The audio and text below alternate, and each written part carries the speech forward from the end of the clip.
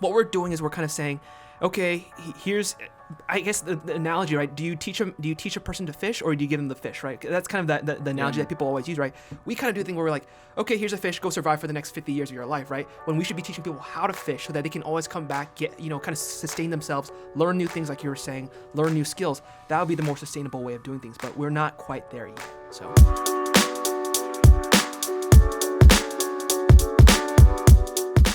Welcome to the Brew. I'm your host, Valtteri Salamäki. It is right there. Cool, awesome. I'm also joined by the co-host, Nick Hill and Luis, and today's guest is actually our professor from UC Riverside. We have Professor Jonathan Lim, and we're going to talk a lot about marketing, consumer behavior, as well as the future of education. But before we get started, it would be great if you gave a nice little introduction about yourself, Professor Jonathan. All right. Which way should I look? Should I look this way or this? Oh, we got one camera right on you right over there. Oh, Camera 1, Camera 2, Camera 3. all right. Camera 4, Oh my right goodness, here. and I'm These seeing myself peepers. in the screen right here. Oh my goodness. And then look at these peepers right here. Wow. This camera 5 Okay, I'm and not 6. used to this level of attention. Anyway, so my name is Jonathan Lim. I'm a professor in marketing at UC Riverside, as was mentioned, and so I teach classes in advertising, consumer behavior, marketing research, kind of the whole gamut.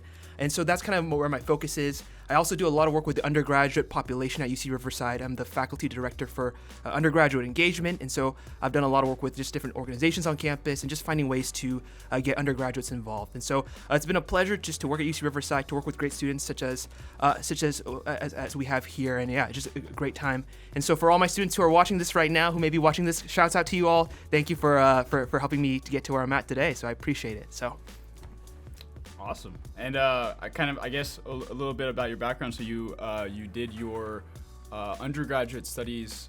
Where did you do your undergrad, and where did you do your PhD? Sure. So I did my undergraduate studies at UC Irvine, and so I double majored in psychology and also business administration.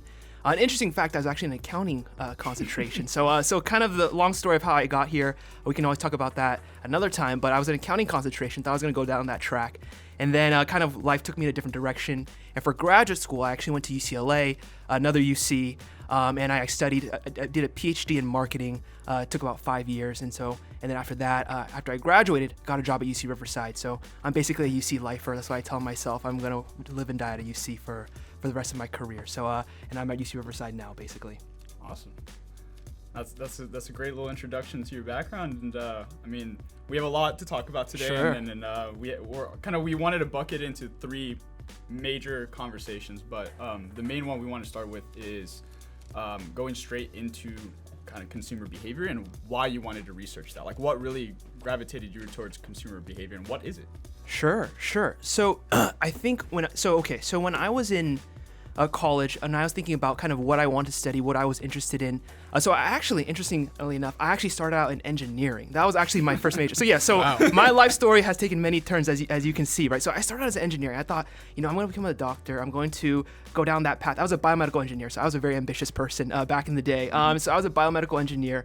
And so I thought I was going to go down that path. But I remember taking my first class in biomedical engineering. And I remember just all my fellow classmates, like, they were so intently interested in this class. Like, they were just, like, really engaged. They really enjoyed it. And I remember just falling asleep in class. And I was like, at that point I knew this is not for me. Like, I understood, like, I cannot do this, right? If I'm falling asleep in literally the first week of class of, like, my first week of college, this is not for me. And so I thought to myself, like, what do I really want to do? Like, what am I really curious about? And I think going off on the idea of consumer behavior, I thought I really am interested in studying people, right? And thinking about how they think, how they act, why they do what they do. And because as complex as technology is right now, like our machines and kind of the things that we have, right, and our phones and our iPads and all those kinds of things, the most complex machine is actually our minds, right? It's in here. And scientists, even for all our learning, for all the things that we know, we still barely understand what's in here. We still barely understand what's in our minds, right? And so that piece of machinery, that black box, as researchers like to call it, is still very much unknown. Even all these years later, all this studying later, we're still trying to figure it out. But by figuring it out, there's a lot of implications, right? When you think about, why did I go to Target today as opposed to Walmart? Why did I go to Best Buy and not another electronics store? Why did I shop on Amazon, right? Why did I go to this restaurant? Why did I buy this, right? These are things that we do on a daily basis. We spend money, we spend our time, we spend our energy doing these things, but we barely understand why we do these things. And that's the crazy part, right? We're spending thousands of dollars, hundreds of hours of our time every week, every year, etc., making these big life decisions. Who do I marry? What car do I buy, right? Where do I go for school? Some of these are really big life choices without fully understanding why we're doing what we're doing. And so to be able to understand that, to be able to really think about that and to really process that and to have a better grasp of that, it's really important. And so when you think about consumer behavior and what we study, it's really basically like what it sounds like. It's not rocket science. It's the study of consumers and how they behave, right? How they make decisions, why they do what they do, what's kind of the underlying motivations and just thought processes that they go through, right? Those are the kinds of things that we look at and that we study, is really just kind of who are consumers, what characterizes them, how can we categorize them, and how can we better understand them. It's a lot. It's a lot of stuff right there. But. Yeah, it is, yes. And as you stated, like consumer behavior, it's very straightforward, but there's a lot to it. Right? Sure. So there's a lot of underlying concepts to it, and that's what we're gonna really dive into today, because I know Nick Hill has some questions tied into design and stuff that he does. Me and Luis have some questions obviously tied into advertisement. Sure. Yeah. But do you guys have any questions you guys want to start with before I would go into future of education, but it's more. I mean, I'm cool with that. I'm cool with just kind of going in with future of education, and then just kind of feeding into other stuff. But I think it's interesting. I think the consumer behavior as a whole, I mean, it's something that has interested me since forever. And I think it's that notion that you brought up, that like thinking about like how that black box works, and why people do what they do. I mean, it's when I was at UCR and I was doing research, my whole thing was on like consumer persuasion, like how a brand can persuade a customer to kind of follow in line. And it's the most interesting thing in the world. And I think it cuts so deep into psychology and just honestly habit forming. Sure. That very, very interesting. I'm excited for this conversation for sure. Sure. Yeah. And in addition to that, like because of COVID and everything, like consumer behavior, like the shift in that has changed so much, right? Yeah. Like we're seeing like these major stores doing super well, but these other stores not doing super well, whereas like it may have been more balanced out before. So I think this will be such a relevant conversation. We have a lot of people watching today too, so for everyone watching, feel free to ask your questions. We'll please. We'll definitely interact with you guys, talk to you guys, answer your questions, and this should be great. I know that you, Nikhil, just to kind of touch on this live aspect of it, I know that you're focusing on LinkedIn, so you're going to be kind of the LinkedIn liaison, if you will. So any questions that you have on LinkedIn, Nikhil's going to kind of bring those up, whereas if you're on Twitch, I'll bring them up. So myself and Val, I believe he's also on the Twitch chat. So I'm going between both. Yeah, I am strictly Twitch. So yeah, any questions you have, we can answer them real time. So as long as we're in between questions or in between talking points. So yeah, we can get some Spitfire stuff going as well. Yeah, absolutely. But getting straight into it, I mean, education's changed quite a bit. As we were talking a little bit before we started this. COVID not only is impacting education now, but it will impact in the long term. There's no kind of, you can't deny that, because the way that now students are behaving when it comes to school has also changed. So I guess the first question I have for you is, where do you think education is going to go now because of COVID? Because prior to COVID, there was a lot of conversations that the future of education is online. But I think COVID actually showed us that it really 100% isn't. We aren't completely ready for all online classes. There's a certain aspect that it should still be in person. But what do you think the future of education is really going to look like? Oh, that's a question. really good question, and if I had a perfect answer to this, I would not be a professor still, probably, right? That's a good question. And I would say, from my perspective, I think you're right. I think so. There's been a push over the past 10 years to get more things online, more classes, more just teaching time online, right? Because it's just easier for students to access. There's more opportunities, all these kinds of things. And so it was nice at first, right, when you took maybe 1 or 2 classes online and you had kind of that being part of your schedule, right? But now COVID kind of has like doused everyone into this online environment, right? You're kind of like jumping into the deep end, so to speak, right, where all your classes are online. And I think that as a faculty member, we're kind of seeing some of the positives and the negatives of that, right? We're seeing some of the pros and cons.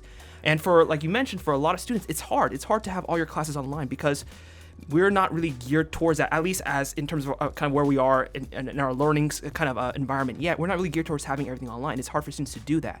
And so where I think the future of education is heading, I think that this push towards online, so I think part of the reason why we haven't had a stronger push online before COVID is just because there's a lot of fear. From professors, there's a lot of fear, right? How do I put my materials online? How do I put this science class online? How do I put, this lab online, right? So there's a lot of fear, and then on the student side, there's fear as well too, right? How am I going to be able to talk to my professor if I can't see him face to face, right? How am I going to be able to ask questions, get help, etc., right? So even though the technology is there for us to push things online, a lot of what has kept us back is just fear from faculty, from students, from both perspectives, that lack of motivation to say, we want to push things online. And so I think COVID has shown us that we can do it, and has shown faculty such as myself that, hey, you can do this. It's not as hard as you think it is, right? You can find ways to provide a good product, so to speak, in an online environment, right? There are definitely ways to do that. So I think this will give a lot of faculty encouragement that, hey, maybe having a class or two online, during the year as part of my course load, that's actually feasible. It's actually something that's very doable, right? And maybe even more and more as time goes on. And there's a lot of convenience to it. You get to teach from the comforts of your own home, right? You get to teach kind of in your own setting. You don't have to be in front of 80 people at a time, 100 people or whatever. So there's actually a lot of pros to it. But what I will say is that from talking to a lot of students and from kind of seeing, just other perspectives as well too, students will say, the learning just doesn't feel the same, right? It doesn't feel like I'm getting as much as I'm paying for as if I were in a classroom. Even though, surprisingly, 80% of the things that I would say in a classroom, I would actually say in an online environment. Exactly the same. Like the experience that you're getting, the material you're getting, the information you're getting is exactly the same. When I teach advertising online versus in person, exactly the same material. It's not like I'm shortchanging my students by teaching them less or holding back the topics or whatever. It's exactly the same. But it's the perception that I don't feel that relationship with my professor. I don't feel that warmth. I don't feel the fact that I can just raise my hand and ask questions naturally, right? I don't feel that interpersonal interaction. And I think that that's what we've been seeing in these COVID times, right? We kind of take it for granted, that relational component. We say, it's my professor, they're here, it's cool, it is what it is, right? But during these times when we're online, it shows us, wow, that relational component, just sitting in a class with other people and having their presence around me and having 80 other people who are all trying to learn with me, that affects my desire to learn, right? And as people, we're social animals. We don't exist in a vacuum. When we take cues from our surrounding environment, when we see people learning, we want to learn, right? When we see people engaged, we want to be engaged. When people laugh at a joke, we laugh at a joke, right? And that you can't put a price tag on, and that you can't really replicate, at least not yet, in an online environment, right? And so I think that we're going to be, this will push the trend further towards online education, but it won't be as drastic where you're going to see whole degrees offered online just yet by UCR or things like that, right? Will that come in the future in 50 years? Probably for my grandkids. It wouldn't surprise me, but not today, not in the next 10, 20 years. But there will be a greater and greater push towards online education, I would say. Okay. Yeah, I just kind of touch on that and this kind of barrier that comes across from having something be online. It's something that I've definitely noticed. I mean, even for myself on a day-to-day kind of basis, like it's this one, it's like you get this weird sense of like individual, I'm an island, I'm like, I have to exist in this kind of weird way, because it's you're in front of a computer, you're at home, and this separation between like work and home balance and all this stuff is just completely eviscerated. Sure. It's gone entirely. I know me personally, I spoke about this last week as well. It's like I could never do online classes. And that's just me. Like I went through all of my educational time going specifically choosing to only do stuff that would put me in a classroom with the professor because of the things you're talking about. These little mental barriers, again, the way where it's like if I'm sitting in front of a computer and now if I want to ask a question, I have to either signal that I have some kind of question, whether that's putting a thumbs up or something in like Zoom or something like that, or mute myself and then risk that delay between speaking and the professor speaking. So then I'm in this weird kind of like I don't want to cut someone off, so then I just don't. Sure. And I catch myself doing that now, even when we have our meetings on Zoom. It's like where I don't want to. I try to like time it perfectly to like, okay, I think he's gonna stop talking right now, so go now. Like, and that's when I shoot my shot really to try and talk. That's when I shoot my shot to try and talk. So it's like not usually using that context, but I like the term. First time I've ever heard that. Yeah, in that usually not using that context. Is that not so what I appreciate it is? it? Yeah. Type of DM. Oh, okay, all right. So that's when I try. That's when I go for it. But like, if I'm in a classroom, at any point, I could be thinking about something and just like shoot my hand up. Sure. Or I don't know, just start screaming out. Like, I don't know, how was I when I was your student? Would I just scream occasionally? I mean, not great. I'm just saying that. No, I'm just kidding. I'm just kidding. Yeah, these were great. These were both great students that I very much enjoyed teaching, and they're paying me to say that. So just for all the viewers out there. But I'll go ahead and Venmo him the money. yes. No, but it's interesting that you bring that up, and I think part of it is right. It's a lot of it is in terms of kind of expectations and kind of how we grew up, right? So for us, right, we grew up in a classroom setting. All of us here probably grew up in a classroom setting from K to 12, and then for most of our college experience. So we grew up accustomed to that, right? And I think in terms of, you think about, for example, another trend nowadays, right, where, for example, for kids nowadays, they're not used to things like writing in cursive, or they're not used to things like writing on a notepad, right? Taking notes on a notepad. And so for us, it feels weird to like take notes on a tablet. We have to learn how to do that, right? For them, they don't have to learn it. They're just used to that, right? And so for us, we kind of have a lot of people will say, I can't really think unless I have a notepad and I'm actually jotting down notes. I can't take notes on a laptop. I have to jot them down, things like that, right? And so it's because that's how we grew up. That's our expectations. That's how we were raised and trained, etc., and educated.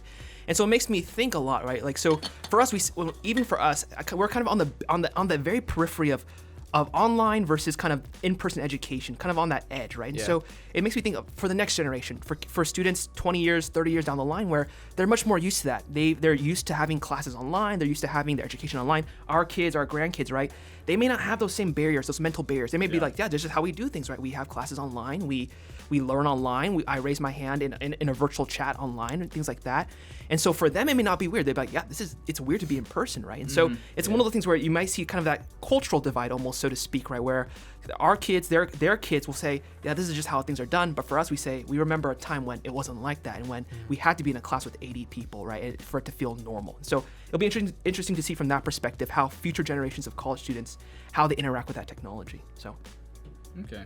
And going to another kind of conversation when it comes to the future of education, obviously there's the battle between online education and in-person education, but then the other part is I've been doing a lot of gap analysis on like what universities are kind of lagging behind on. Sure. One of them is course curriculum, and that's because how fast technology moves in markets and different jobs are getting created and previous jobs that existed are no longer there. Sure. So what do you believe that like the future of like curriculum development, because especially UC, it's the research facility, it takes a while to get a course approved. Sure. So do you think that because of how fast the market is moving, that universities are really struggling to catch up? So what kind of curriculum should they be building out? Oh, that's an interesting question, because it's actually something that's been talked a lot about in different forums, in just the general public, right?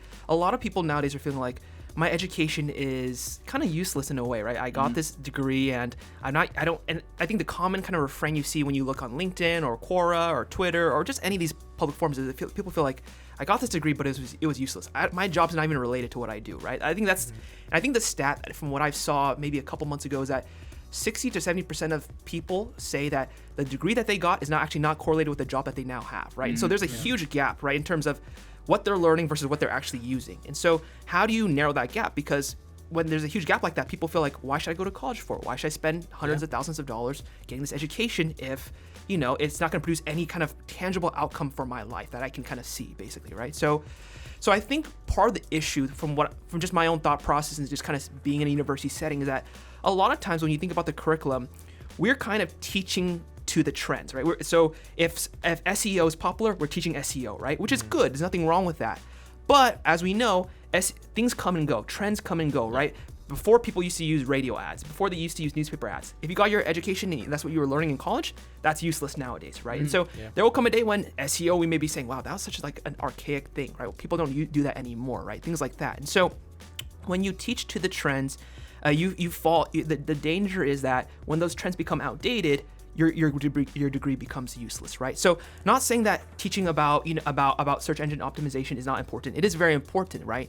But I think that maybe what we as faculty, and it's really the burden is on us as faculty, right? That this is something that we need to think about more, is how can we teach the kinds of traits and the kinds of talents and the kinds of skills that you need to be successful no matter what your career is, right? Because you may be majoring in psychology, but you may end up working at a tech firm, right? You may be majoring in sociology, but you end up working at I don't know, a museum or something like that, right? So we have to find ways to teach students traits, skills, abilities that will kind of transcend wherever they go in life, and that they can find useful for them, and that will be principles that they can kind of generalize across time, right? And we're not very good at that. We don't think that. We think, I guess, the classical education model is take the textbook and teach that, basically, right? Rip out the chapters, and then put that on a slide, and that's what you teach, basically, right? Yeah. But the thing is that we forget is that textbooks go out of date all the time. Oh, yeah. The textbooks of 10 years ago, no one uses that material anymore, right? No one learns from those textbooks anymore, right? But we're still teaching that kind of material, right? We're not teaching material that's relevant, that will always kind of be kind of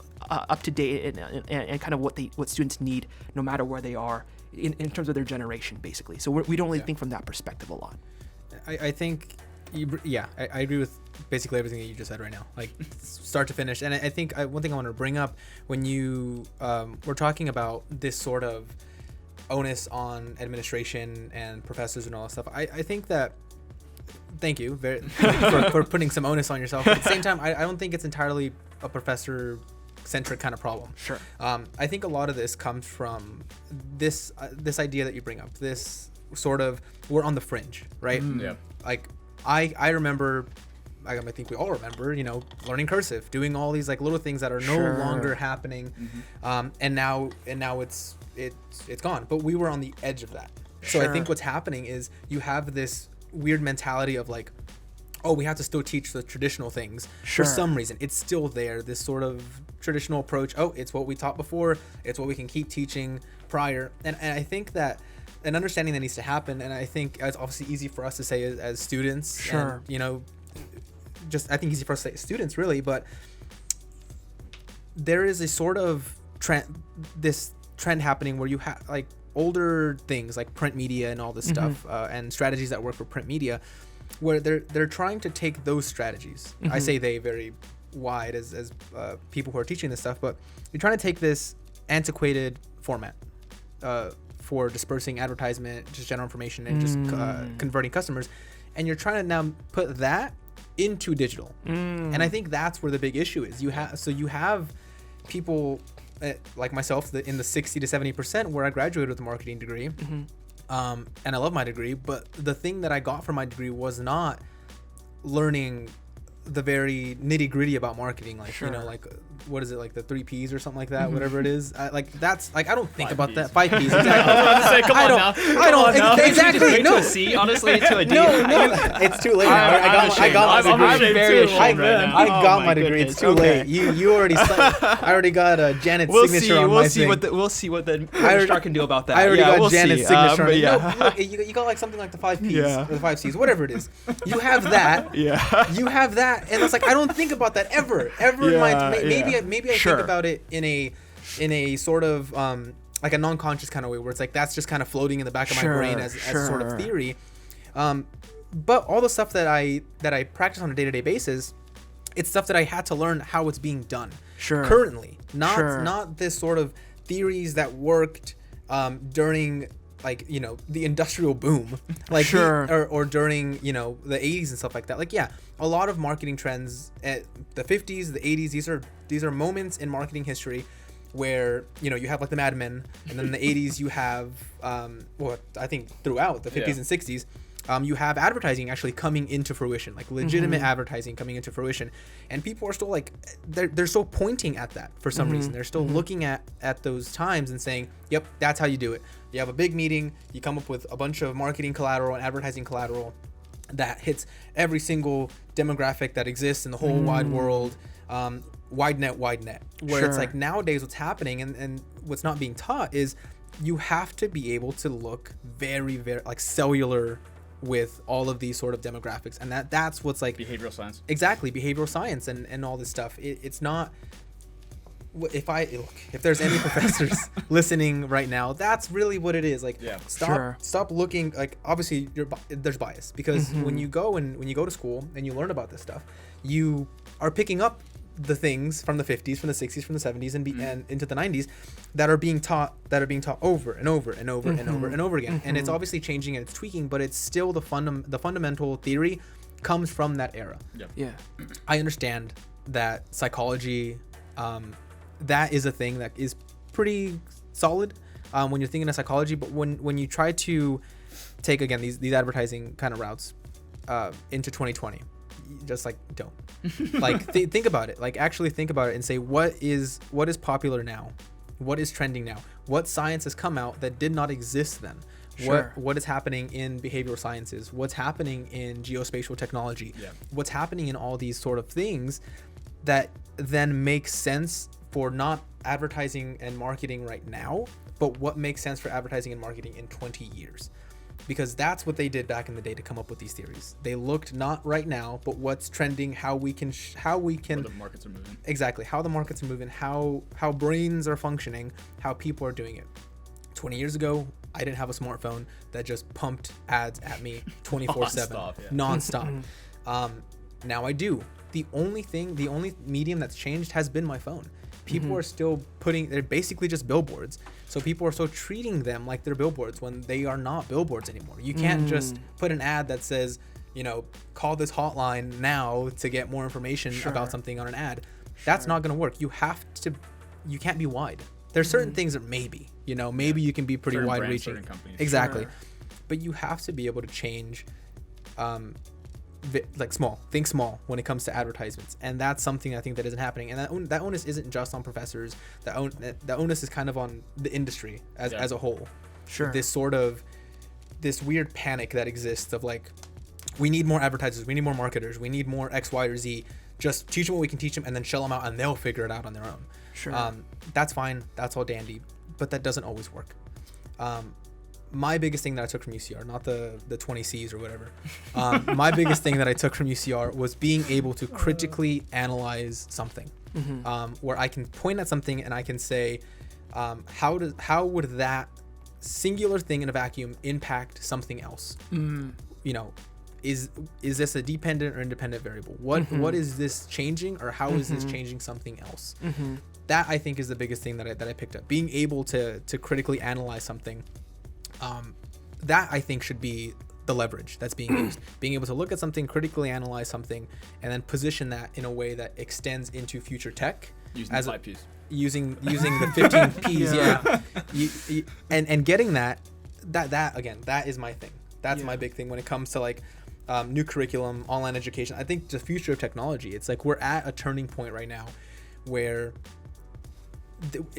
technology has just grown so quickly that we have to, I'm not going to say scrap it, I'm not going to say like get rid of everything, but stop resting on your laurels, and I say this as the industry as a whole.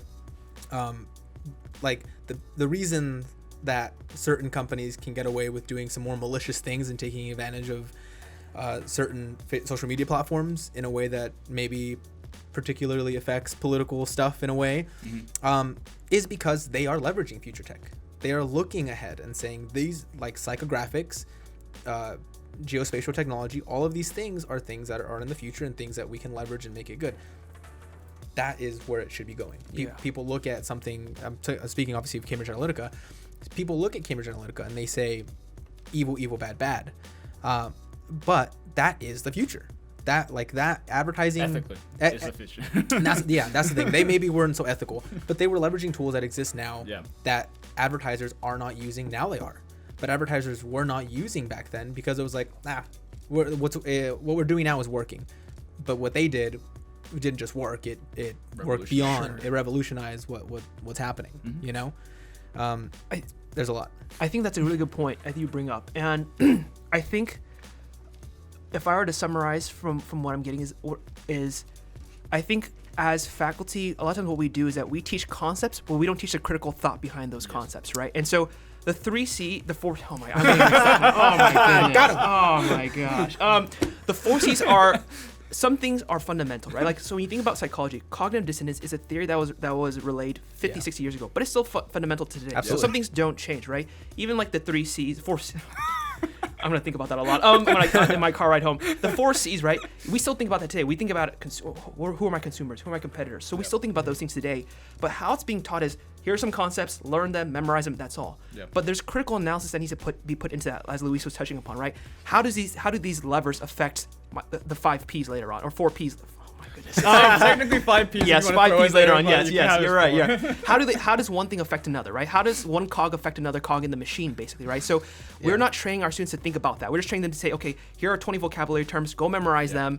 Cool, right? But then like you said, the vocabulary terms, they get outdated. New things come up, right? And so it's being able to take the fundamental concepts, learning how to apply them critically, and learning how to apply them critically to the technology of today. That's really, if you can do each of those 3 steps, you will have a good fundamental education.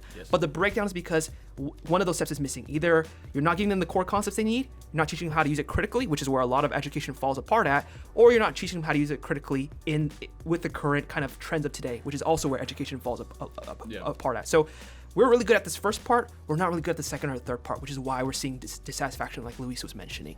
Yeah, and I think obviously like there's, I'm thinking about how to say this. There's certain professors that do it better than others. Sure. You are sitting in front of us today. You do it better than others. Thank you. So it's, I think you touched on that second part. The second part of being able to not just get the information and make sure the fundamentals are there, but also get students in a way where they can think critically of the materials that were presented in a way that makes sense for today. Obviously, when you learn the fundamentals, you're going to learn where the fundamentals were created in their own vacuum. Obviously, like whether it's the 17 C's or whatever. Yeah. It's something that gets put. It's something that you learn in a vacuum. You know, you learn this is what happened. This is the person that made it. And these are the fundamentals that they learned. Now, do you have that? Understand that? Fantastic. Let's put it in a way that is applicable for today. And I think you did a fantastic job at that. Whether it was the project where we had to come up with like a very detailed advertising plan for a specific brand.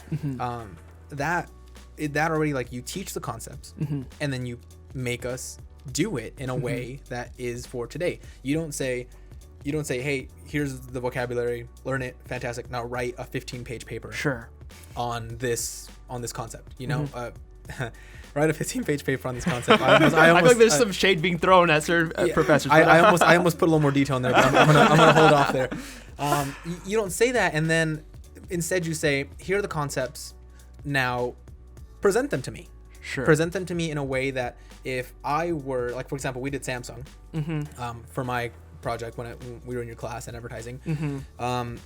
Present this phone to me in a way that makes sense if I was someone to be in a position to pitch this towards. If I wasn't, if me as a student was coming to you as the advertising company, and you were kind of Samsung, and you rated me on how the presentation was, if this is something that would work as advertisement, whether that's the copy, whether that's the group of people that we're going towards, whether that's the avatars or the personas that we create, like all of these things that is stuff that I use. Like that is stuff that I use today. Like creating personas, figuring out who to advertise towards for specific products, demographically and geographically.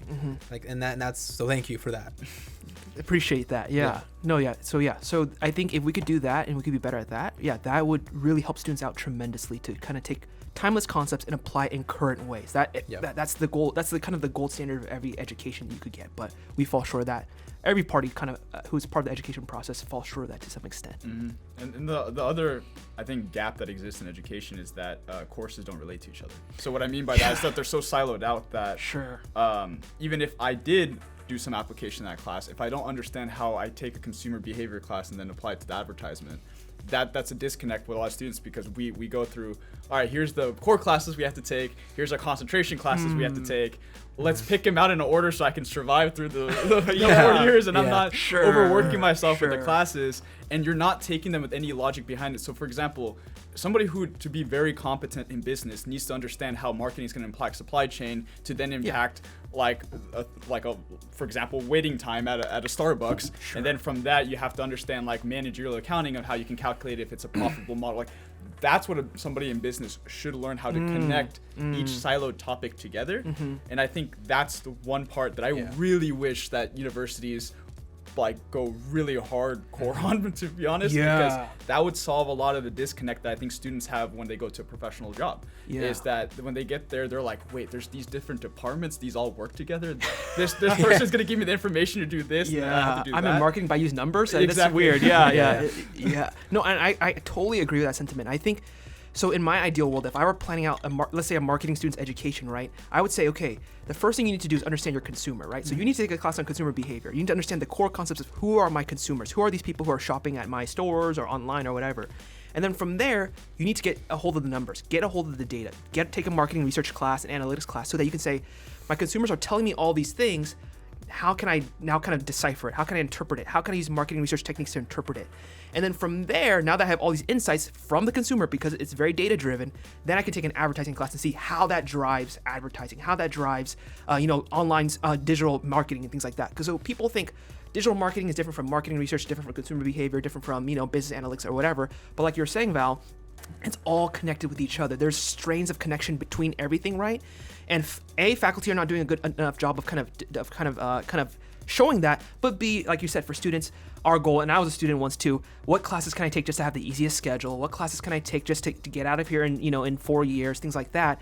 We're students, we often don't look for how can I take these classes with an intent to actually learn and to actually see the connections and to actually get a well-rounded business education. So yeah, that's very accurate for sure. Yeah, because it just transfers over every single area of business, and the more that they get interconnected together, the more holistic view you have as a marketer. As you brought up, every marketer needs to understand consumer behavior, because it doesn't matter what part you're doing. If you're doing web design, if you're doing SEO, anything, SEO is based off search queries. So if you don't know what people are searching and the behavior behind it, you can't be really good at SEO. If you don't understand how people behave on a website, you can't really be a good web designer, because you're not designing the website based off that actual consumer's journey. So that's where I really do wish that education, once again, goes towards, because I think in an online setting, that's actually the one thing that online has over in person, is you can adapt classes quicker and put projects in between courses to then give a student the big picture before they try to go into the professional world. Yeah, I agree. Yeah, that is an advantage for sure. Yeah, I just touching on that as well, is I think it would also alleviate this sort of mentality within. I know during my time at UCR, there was this big mentality of what classes can I clump together so that I can do the least amount of hard work at any one given time. So you don't take 102, 103 together unless you want to die. Yeah, sure. You space them out. And you do these things to kind of build. You're not building your classes based on what you want to learn. You're building your classes based on two things, really. Ease of passing, as well as these sort of biases that are tossed your way as an incoming student and as someone who's registering for classes, of word of mouth, oh, don't take these classes together, or don't do this or don't do that, when in reality it's if you were alone and if you were just looking at the classes and reading the descriptions, I think what would you do? I'm willing to wager that the behavior would be completely different if you didn't have that kind of stuff and you didn't know the workload that was going into it. You would go based off of strictly, oh, this looks interesting to me. This is something that I want to continue to learn. If you had series of classes, that would eliminate that. That would just be you have to take these classes first, and then you have to take these classes next, and then these classes next. It's not a thing of let me pick and choose how everything's going to go. Obviously, I understand that's kind of the college way, but I'm thinking if you are someone, the first 2 years, you do your undergrad classes, your breadth classes, you're done with that stuff. But then your last 2 years, when you're in the School of Business proper, you should have to have series. Do you want to do marketing? Do you want to do finance or something? Finance, exactly, something like that. If that's the case, there should be 2 or 3 classes that you have to take sequentially. Not this sort of thing that's happening where you take a class as your base class and then you go off into these different smaller pools. So you go off into whether it's marketing analytics, consumer behavior, whatever these other classes might be, where instead it's oh, I want to do marketing. Okay, well, do I want to do marketing do I want to do more analytic sides of marketing? Do I want to do more consumer facing, creative? What are the options that are given to me? And then how can I pick and choose maybe two or three of those and then follow that path all the way through from concept to content, basically, right? Yeah, exactly. From concept to content. Go through this whole thing and not make it so kind of, oh, I don't want to take this class because I heard it's hard. Yeah. It's every class should be hard if you're actually trying. Yeah. Or, it should be difficult. I wouldn't say hard, but it should be difficult. It should make you think. Yep. Sure. And I think that there's a big issue at UCR where you have, I'm sure you two can speak on it, where you you have this like, oh, I don't want to take the class because it's hard. You know, it's like, what do you? Or it's at nighttime or something like that. Exactly. Yeah. Or it's like too late for me. It's like, get out of here. Like you was like, you're paying for this. Yeah. Yeah, that's Like that's something that really disappointed me during my experience at UCR, where I think I don't know if it's because of the classes themselves, but I felt like a lot of people's mentality was like, I just want to pass. I don't like not. I want to learn. Yeah. I kind of fell into that for a little bit too, but eventually, like, I started looking for classes, and I specifically chose classes that I knew would be harder, so that I would get something out of it. But I'll talk a little bit about my college experience a little bit. I was actually not a marketing. You both were marketing, right? I was not a marketing concentration. I was in IS concentration. But to this day, I always say I'm a IS and a marketing because I feel like back then, 2 years ago, 1.5 years ago, the IS program it was more of like a digital marketing program because it was like it kind of melded the two things together. I didn't learn how to code. To this day, I have to write the code. Yeah. You know, I feel like the only thing that IS name did for me was kind of get my foot in the door. Sure. Like the company I worked at, the tech consulting job that I had, I got the job surprisingly to me, and when I got in, I was like, I don't know any of this stuff.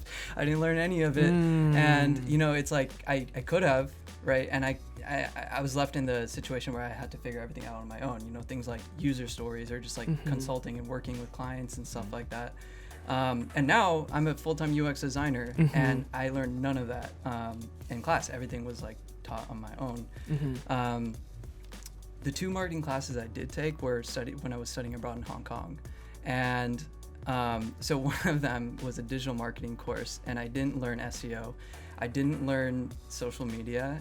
All I learned was like television and print ads. And so I was kind of left in this situation where it was like, okay, I learned, the people I'm sitting with right now, this is the best thing I got out of this university degree, which I wouldn't have it any other way, don't get me wrong. Like, that was my big, in our fraternity, I met this guy at Getaway drinking a glass of beer. That tends to be how, you know, the old watering partnerships hole are created. You know? Yeah, and today we're all sitting together. We formed a company and we're having this podcast together. Sure. And we wouldn't have that without this university degree that we all have. But, you know, I'm really hoping that the future kind of turns into everything that we're talking about now, where everything is so much more practical. It's like if in one class I'm analyzing Amazon and how they did their digital marketing, I hope that the next class I can take that and expand on the marketing or how they, I don't know, adjusted their finances. Yeah, or whatever. how they can afford. I feel like that part is the biggest thing marketers need to learn is there's a constant battle between accounting departments and marketing departments. Yes. Oh, yeah. At Very any true. company. 100%. Yes, that's very true. Because Yeah. accounting departments are like, you only have this budget. Market's like, well, what the result you want to have? Because I have to base it off of what that end result is. And like learning that, I think, The would joke make is everything. Yeah, the joke is literally the marketing department is just there to waste money. That's it. The marketing, the accounting department exists only to rein in to rein in the marketing department, because if not, oh my goodness, we would spend every dollar, penny. every penny. As an on accounting ads. concentration, I feel the tug right now in my heart. Yeah, between these two things. But you know, I agree, and that goes back to Luis's point actually really well, in the sense that, you know, when I think about my college experience, obviously I didn't even learn all the things I needed to know for what I'm doing, right? And even when I was a grad student, I took a lot of classes in statistics and analysis, and I, even when I became a professor, I still had to learn different tools and techniques because I didn't learn them in class, right? But I think that if we taught students, so I guess the bottom line is, you'll never learn everything you need to learn ever for your career, right? Yep. But if we taught students how to find information, if we taught students how to certain kind of abilities and skills, right, in order to make themselves feel competent, to make themselves feel like I can go out and be a competent employee, I can find the information I'm looking for, I have the resources, the know-how, the critical thinking skills, the kind of the understanding of how to better my skills, look for information, etc. That would be really useful, right? But what we're doing is we're kind of saying, okay, here's, I guess the analogy, right? Do you teach a person to fish, or do you give them the fish, right? That's kind of the analogy that people always use, right? We kind of do the thing where we're like, okay, here's a fish, go survive for the next 50 years of your life, right? When we should be teaching people how to fish so that they can always come back, get, you know, kind of sustain themselves, learn new things like you were saying, learn new skills. That would be the more sustainable way of doing things, but we're not quite there yet. So. Yeah, it's a lot. I mean, if I could change one thing, like very like objectively change one thing from my education, I think you would agree with this, Val. I loved the analytical side of marketing. And I think that stems from, I have a very genuine fascination with people, like why they make the decisions they make and all that.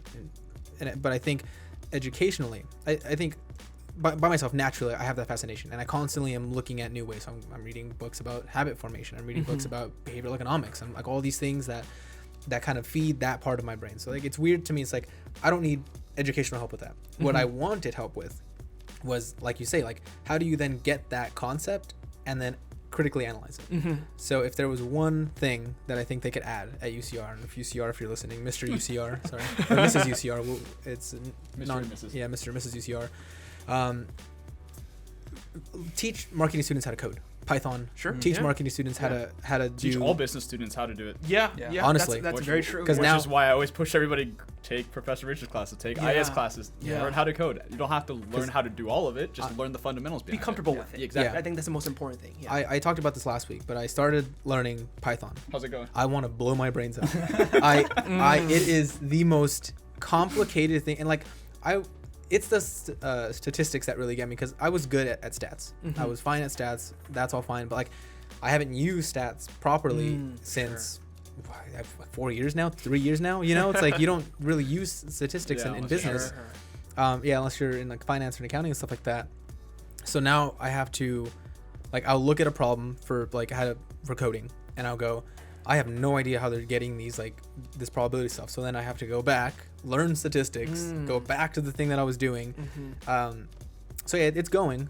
I mean, it's a bumpy uphill road, but it's eventually I'm giving myself a year to be able to take a data set or a data notebook and be able to come out with just a bunch of different things. But like, I was like between like, all right, do I go and spend like $50K and get like a master's in like data analytics, or do I just say screw it and try to see if I can learn it on my own? Sure. I'm going with learn on my own right now, but it's hard. I think that the nice thing is that I think that's a great thing to touch upon, because a lot of times the reason why students, I think we mentioned this briefly, the reason why they shy away from taking these hard classes, learning how to code, is because they feel like, man, I can't do that. That's just too hard. I don't want to spend my 10 hours a week trying to learn this, right? And so even at when we pick classes at consumer, we almost are like consumers, right? We're like, I want the best experience possible. I want the most pleasure possible, right? So we're consumers in a lot of ways, even when it comes to picking classes. When maybe we should be thinking about, right, this more in terms of like taking a Peloton or a Soul Cycle kind of class, right, where you know it's gonna be painful, but you know you're gonna feel better afterward. You know that you're challenging yourself to get to where you need to be. In that case, physically, but in this case, mentally, professionally, etc. Right? So I remember, when you teach students stats, right? Even though stats is very difficult for a lot of students, how to use, RStudio or how to use Stata, right? Students don't like knowing how to use these things, but when they see the code come out, when they see it work, when they see the results, they're like, oh, that's really cool. I see how the data now informs our thought process, right? And there's a sense of satisfaction in saying, I challenged myself, I pushed myself, and now I'm able to actually produce something of worth, right? So if we as students had more of that mindset to say, I'm gonna go learn Python, I'm gonna go learn, these stats packages, it would make our education a lot better if we had that kind of that different way of looking at our education, for sure. Absolutely, and I think that kind of comment segues pretty nice into our next little topic here. So cutting into consumer behavior a bit, right? One question that it's been kind of festering in my brain, and we kind of talked about it a little bit when we had our conversation about like a month ago. Sure. Was what changes in consumer behavior do you think have come about because of COVID? And realistically, like, how have habits really shifted because of it? It's like humans, we're habitual creatures. Like at the end of the day, we do everything for the most part exactly the same as we do the day before, which is why advertisers are so good, because they're like, oh, around this time he's going to be at work, let's just send him a bunch of ads about like coffee and stuff like that, so he'll go down to Starbucks and get a Starbucks that's next to his workplace. He's on the way home, let's shoot over a recommendation for a podcast, like all, because we're all habitual, we do the exact same thing over and over and over again. But I'm curious as like how you think that has shifted because of COVID. Okay. Yeah. I think there are and this is one of those things where we're going to see the effects of this for the next 20, 30 years. What has happened over the past 6 months will have consequences for the next maybe 6 decades. Who knows, right? A long time, basically, right? And so I think there's a few things that I think that we're going to see a shift towards, at least for the next 5 to 10 years. I think one thing I think is a lot of the companies that are going to do well, a lot of the companies that are going to be able to sustain themselves, they're going to have to be able to communicate their value very clearly, right? And so as consumers have less and less disposable income because they're losing their jobs, they're getting their hours cut, things like that, what we're seeing is that it's kind of like the survival of the fittest right now, right? A lot of companies are going under, a lot of companies are on the ropes right now, and the ones that are surviving are the ones who can say, we have a very clear value proposition for you, right? We can show you exactly where your money is going and how it's benefiting your life, right? And so a lot of times consumers, when we have a lot of income, a lot of wealth, we just kind of tend to buy whatever, right? Like, oh, I'm at the store, I'm gonna throw this kind of little trinket in my cart, spend $10 on it. I don't really care, right, if I throw it away. But now consumers are really thinking, well, how can I find value, right? How can I get things of worth, right? Things that will actually benefit my life in some way. And so for companies, part of the reason why we hate advertising is because we hate all the fluff, like all the kind of the exaggeration and just the kind of like all the in your face stuff, right? Now as a company, you need to be able to show people that you provide them value, that you provide them something that they want and of worth. So I think that's the first thing. And then I think the second thing is for companies, I think one thing that companies are really going to need to do well at is showing these consumers that you care about them, right? And so I think companies, they kind of have this reputation of just taking our money, and we're kind of okay with it. For the past 50 years, we've been okay with it because we realize you have something I want, I have, and I need to, and I have something that you want, and we have this transaction, right? But companies that can show you, us consumers, that hey, we care about you, hey, we're looking out for you, right? Hey, that we're not just trying to get your hard-earned money, we're actually trying to do something that's for your well-being. That's very important, right? And so I think that's from the company side, right? Those are a couple things I can think of just on the top of my head that companies will need to be better at. From the consumer side, I think it's interesting. One thing that I read recently was that Lego, because of everything that's been going on, partly because of everything that's been happening, Lego has actually been targeting adult consumers more because we've been staying inside more, right? And because we've been staying inside, we're kind of looking for things to do. And so Legos are kind of like the adult puzzle, so almost so to speak, right? So you buy a Lego set, you build it, you spend 10, 20 hours building it, right? And that's kind of something to pass the time. And so Legos are actually selling very well in today's economy because they're a great kind of solo activity that you can do in the comforts of your own home, right?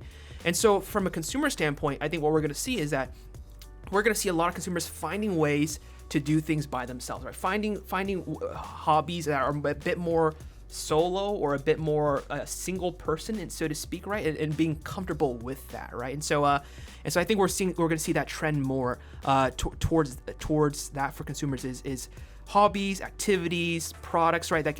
Where people are now I'm used to being by myself at home. I'm not scared of sitting on my couch for 8 hours a day by myself, right? I don't need to have all this human interaction. And so companies that can say, hey, we have a product for you, we have a service for you, we have value for you, that's something that consumers are really going to start gravitating towards, I would say. And so, yeah, so those are just a couple of the things that I see kind of maybe coming about over the next 3, 4, 5 years, right? And I think from the educational experience, right, going back to that, think about students and what they're going to major in. I think what we're going to see is a lot of students majoring in, starting to think more clearly about what should my major be, right? What should my kind of graduate degree be in, right?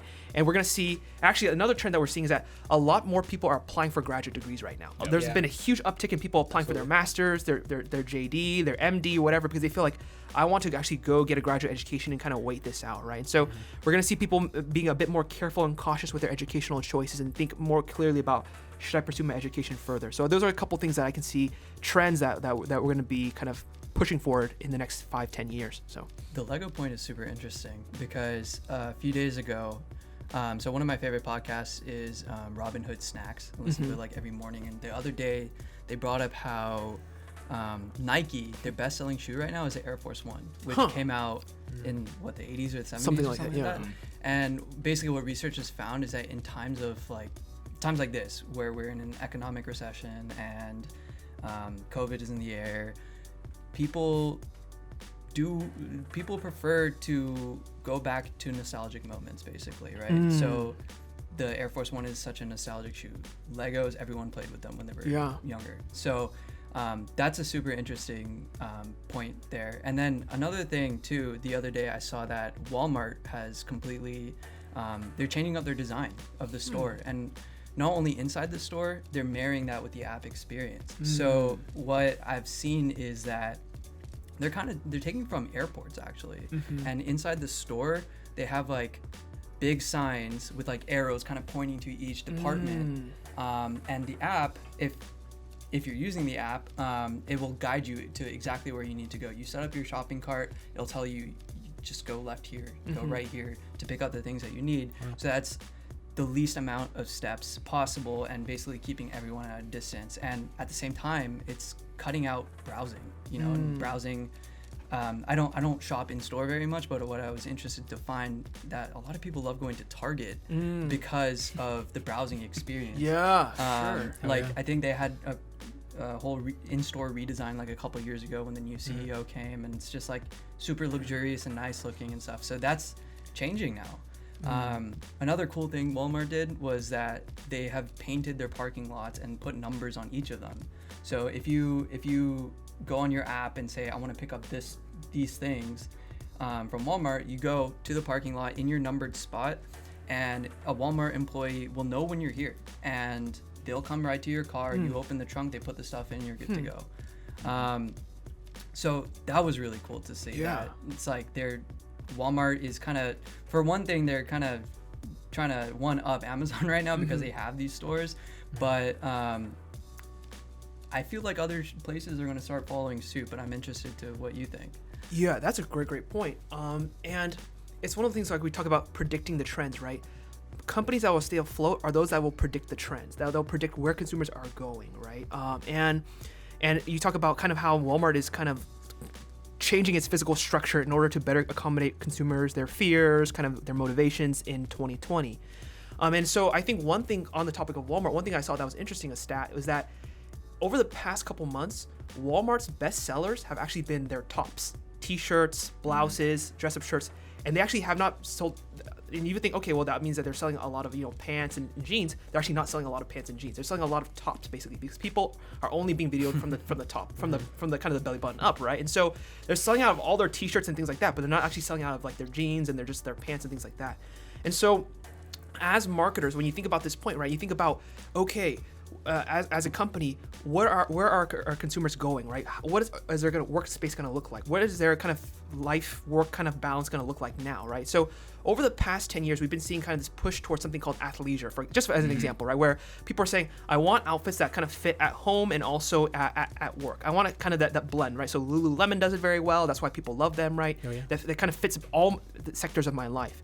And so I think when you think about this, right, when you think about in 2020, investing in an $1,000 suit is probably not a great investment for a lot of people when you're working at home 3-4 days a week, right? You probably don't need that. But a lot of companies feel like that's still what we sell. It's what we've always sold. It's what we always do. So we're going to continue to sell that. It's what we do well. Yeah, that's great that you do that well.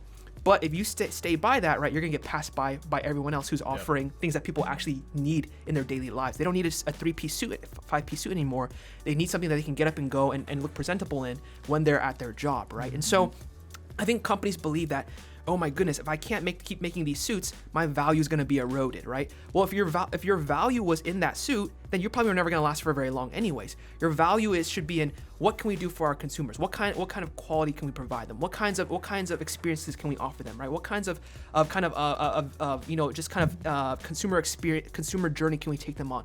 Those are the things that you should be thinking about as a company, not, and so I think something that one of the greatest quotes from one of the greatest kind of innovators of all time, Henry Ford, he said, if I had asked the American people what they wanted, they would have told me a faster horse, right? So he understood it's not about what they want, it's about what they will want. That's what we need to think about, right? And so companies that can innovate and think about what will my consumers want because of what's happening today, what will they want in a year, in 5 years, in 10 years, and then innovating towards that. And that's part of the reason why, just as another kind of company anecdote, Under Armour has been struggling a lot over the past 10 years because they have not innovated, right? They did not get on the athleisure trend. They did not jump on that boat. And because of that, by the time they said, okay, this is actually a thing we need to think about, Nike, Adidas, Lululemon had all passed them by. And so the business world is very cutthroat. If you're not constantly on the cutting edge, kind of I think one of the themes that we've been talking about, if you're not on the cutting edge, right? If you're not thinking about the trends and where consumers are going, you're going to get left behind in 5, 10, 20 years. It's just the natural order of things for sure. And do you think that just stems from companies just being complacent because they're so big? Do you think that's kind of the issue? Because like we're all entrepreneurs, so like we always like to see that entrepreneurs can pivot and move very quickly, and they can solve these problems quickly. But do you think that this problem really is just more coming from organizations being so big that they just become complacent with the market, and they're just like, it's fine, and then they don't really want to innovate because they think that they have a big bankroll right now? That's a great question, and I think corporations are composed of people, and so really when we think about why is this happening is we need to think about the people and what's going on in their heads, right? It goes back to consumer behavior in a lot of ways, right? And so I think that when you think about a lot of these startups and a lot of these and you think about a lot of these companies, right? The first, and I'm not a big startup kind of a guru, a genius, so I'm still learning a lot. But for the first 5-10 years, right, they're still trying to figure out what will be successful. What are things that we need to do to get off our feet and to actually have value that consumers want, right? And so they're figuring that out, and they're doing a really good job of that. But at a certain point in time, there's almost kind of like a turning point where you say, okay, we're at a good spot right now. We've accomplished our goals. So let's just keep doing what we're doing now, basically. Let's just keep on this track, right? And that's the danger. When you say, let's just keep on this track, that's a very dangerous place to be in, because you'll be successful for the next 10, 20 years, sure. But then when someone else can provide value, they will lap you. They'll kind of take your spot, right? So consumers are very fickle. They don't like the same things all the time. They're constantly looking for something new, something great, something innovative, right? They're constantly looking for the next big thing. Consumers are not very satisfied. They're not very content. But the problem with companies is that they become very content, right? Yeah. And they're thinking in their mindset. They say, we've been doing this for the past 10 years. It's gotten us to where we're at. And if we change something, right, if it doesn't work out, we're gonna kick ourselves, right? If we change some component, just thinking about cognitive dissonance, right, or thinking about kind of buyer's remorse, all these kinds of things, right? If I change something, if I do something and it doesn't work out, right, man, I'm gonna feel really bad about myself, and I'm gonna feel like I screwed the company over, right? So companies that are successful are willing to take risks, to innovate, to get better, to improve, right, and to constantly trying to find the next cutting edge. But a lot of companies feel like, I found that cutting edge, I found my kind of blue ocean, so to speak, and I'm just gonna sit there in the middle of it and just kind of wait it out, right? And then before they know it, other competitors come in, they float along, and then they float right past them, basically. And that's a problem. Yeah, I think I've brought this up a few times now in these podcasts, but Google's model for the way that Alphabet's model for the way that they allow their businesses to exist as like these kind of sole companies, I think is the smartest way to do it.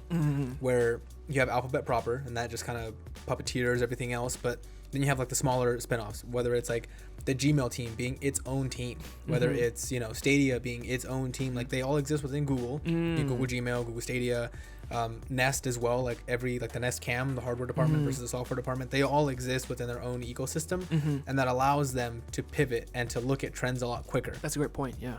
And it's one of the reasons I think why Google's so, like, they get a bad rap for just like, oh, something comes out and then like 2 years later or a year later it's canceled. Sure. But it's like, It's like we talked about consumer behavior. Yeah, sure. but it's like yeah, they do that because they need to test it. They're doing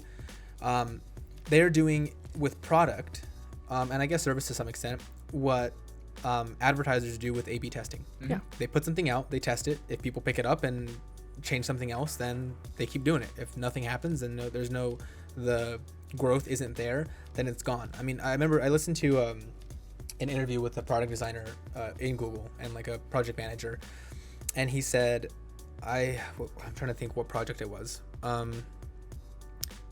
I can't remember the project exactly, but he in the pitch for the project, when they went to the higher ups, when he pitched like, we need $10 million to do this project, and they were like, all right, here's $10 million. He told them, we're gonna get you a 25% a return on your money in the next 2 years. So you're gonna get your $10 million back in 2 years. He said, had we been short even $1 million, had we been short $10, does not matter. Google would have canceled it because the growth projections that they need in order to greenlight a continuation of a project just were not met. Like the fact that I think even when projects are met, they're still kind of like, all right, let's be a little apprehensive. We'll continue it, but let's see where it goes. Whereas you have some projects that just hit the ground and just take off, where those obviously keep going. Whether that be, I mean, I guess they didn't create YouTube, but when they acquired YouTube, growing it in the way that they are growing it, whether it's like YouTube TV is another thing, like that is like something that was created internally, and it's shown growth, so they keep doing it. Sure. And I think that's one of the cool things about Google and Alphabet, and the way that they go about doing their business. With us as well, like one thing that we want to implement in the future is having a percentage of our yearly revenue attributed specifically for like future tech, basically. Micro startups. Exactly. So these like micro ideas where we can say, okay, let's just say like 15%. Here's 15% of our annual revenue. We're gonna pull this aside, and this budget is only purpose is for investment in future stuff. So whether that be a student, a business at UCR that is growing, or in Riverside proper that is growing, and we see potential in that, we'll say, here's some funding money, here's some money, make it happen. Like, we believe in this project, we believe in what's going on. It also exists internally where we can then say, okay, we see that the trends are kind of going this way. Obviously we don't want to put all of our eggs in this basket, so let's put some eggs in this basket and see if that starts to grow. And if it does, then we'll start shifting more resources towards it. Sure. That I think is one thing that a lot of businesses don't do, is they don't have this kind of slush fund that exists specifically for innovation and growth. Yeah, and I think that touches upon a good point in the sense that a lot of business, so it's a weird thing, right, where it's almost like it's almost like the human life cycle too, right? Where when you're a kid and a teenager, you're willing to take risks. You're willing to go throw yourself out there and try whatever, right? And then somehow as you get older, you become more risk averse. You become set in your ways. You don't want to go to that new restaurant anymore. You don't want to go try out that new kind of that new place, right? Yeah. And it's the same for companies too, I think, right? The first 10, 20 years of their existence, they're like, let's take risks, let's do these things, let's go try these things, right? And then somewhere along the way, when they built up their nest egg, they're like, I'm not sure if we should do that anymore, right? Like, we have paychecks, we have mouths to feed, we have salaries to pay. Should we really kind of take those risks, right? And so sometimes one thing they forget is that willingness to fail is what got them there in the first place, right? The willingness to say, hey, we're gonna roll out these 10 products. We understand and we're okay with the fact that 2 of them may fail, the fact that 3 of them may fail, the fact that all of them may fail, right? We're okay with that, right? But people, and maybe this is a societal thing, this is a larger thing, right? We don't like failure, right? We don't like to be a part of failure, right? But failure is kind of the thing that pushes people forward, and so I know we're going to talk about that later on, right? But we're scared of it, right? And so I think it's one of those things where if companies adopted that mindset of saying we're okay with failure and we're okay with in advance knowing that this product may fail and there's nothing wrong with that, it would help to push innovation further, faster. Absolutely. So I have a question here from Twitch. What do you think In-N-Out can do to keep growing, being that they are the trademark burger stop in California? They're looking pretty complacent right now. That's a good question. Can I just say this Yes. too? I'm a hunt. Like, look, I might get just the most amount of hate I've ever gotten in my life for this. I will take Shake Shack over In-N-Out any day of the week. Any day of the week. Give me Shake Shack. Put it in my veins. Oh my God, they are so. Look, In-N-Out, animal style, good. Okay, fine, dandy, fantastic. Shake Shack's burger. It was like a religious experience when I had my first Shake Shack burger. Like, I love, like, burger's probably my favorite food of all foods. I don't know why that's the case, but it's nostalgic for me for some reason. In Mexico, they have the best burgers. I can go into a story about it, but I won't. The only place I've had Shake Shack is in Hong Kong. Just fun fact. Okay. Go ahead. No, nice little travel bomb there. That's cool. And in Hong Kong, it was fun. I did too. So you're the only one out on the situation. Dude, that's a nice Shake Shack, isn't it? It's a really good one. I actually really enjoyed that. Oh, Entire city best are we name bombing our Shake Shack experiences? No, we're not, because I would go into a whole. Okay, long all journey. right. No, yeah, I will say this. Yeah, let's talk about. And the reason I think is because they're lazy. They're not doing anything anymore. Like Shake Shack has like a bunch of different kind of burgers. Roadkill. Exactly. They have a bunch of different kind of burgers that you don't have to like, oh, I know an insider secret, like, oh, secret menu. Like, no, it's like, hey, it's on the menu. You can order stuff off the menu. You can change it up. But I agree with that question. I think that's kind of going. I think In-N-Out is getting complacent, and I think that I pray for the day that Shake Shack is within 30 miles from me, because that is when I die from cardiac arrest. I go down the way I've always wanted to. Burger with the 2 burgers in my hand and one just like burger sauce seeping from my mouth. Oh man. Yeah. Oh wow. I don't even know how to follow that up, but you know, that's a great question. Whoever asked this.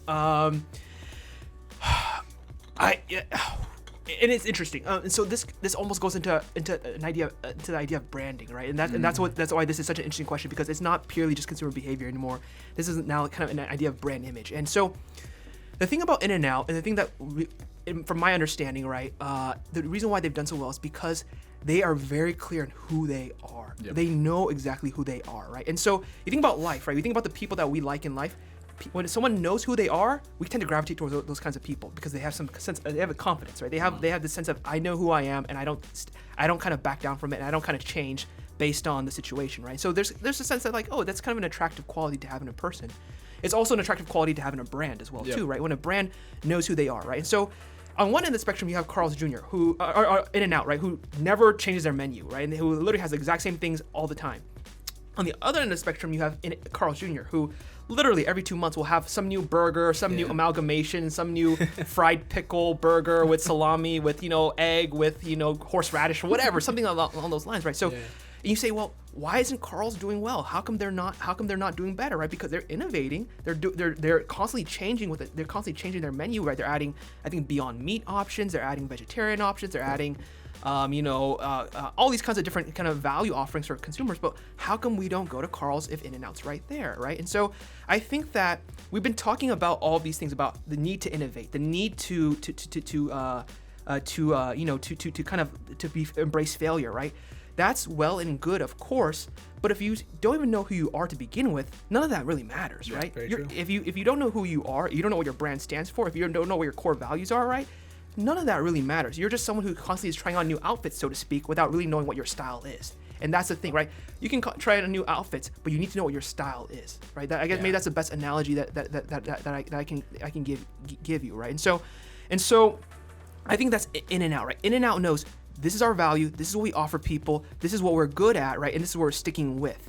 And so when you think about In-N-Out's value and what they give to people, what they really give to people, right, is the best quality products with the best customer service. That's kind of my paraphrase of what they do well, right? And so when you think about that, and you think about innovating in terms of that, we think of innovation in terms of give us chicken options, give us fish options, give us whatever.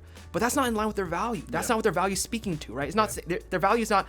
If their value was we want to innovate and give you the most exotic options, then yes, give people fish, give them chicken, give them vegetarian options, etc.